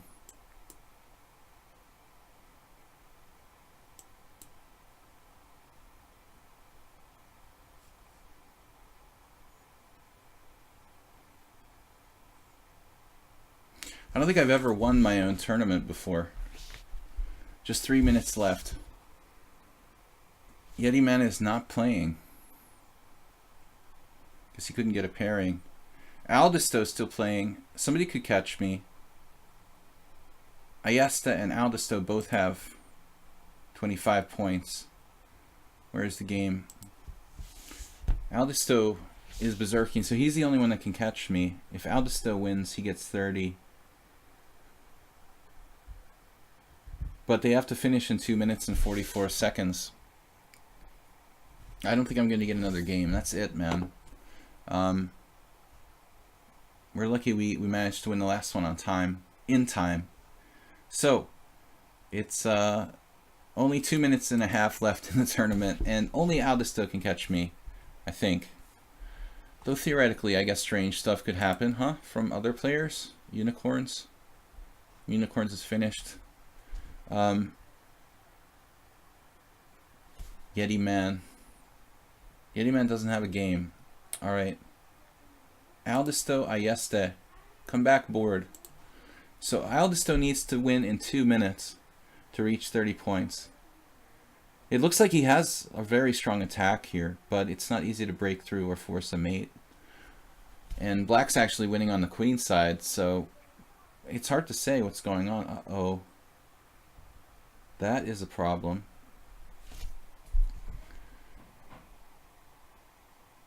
Black now is facing the threat of that. He sees that. Black can defend that mate. Aldisto has a minute and 30 left to find something. If he just wins, it wouldn't be enough. I mean, well, anyway, what am I talking about? If he just draws, it wouldn't be enough. Queen h6. Not a lot of moves left here for Black. Only one. And the tournament time ticking down. Thanks, Chess Quack, man, it was fun. Thank you for playing with us. It's good to have a master, another master in the house. Have a good time, man, this week, and I'll see you in another stream in the future. Best of luck in your chess endeavors, Chess Quack. Rook g8. Thanks to all you guys for playing with me. We're going to finish up the stream a few minutes after we wrap up the tournament. 33 seconds. Aldisto took on c4. The word berserk.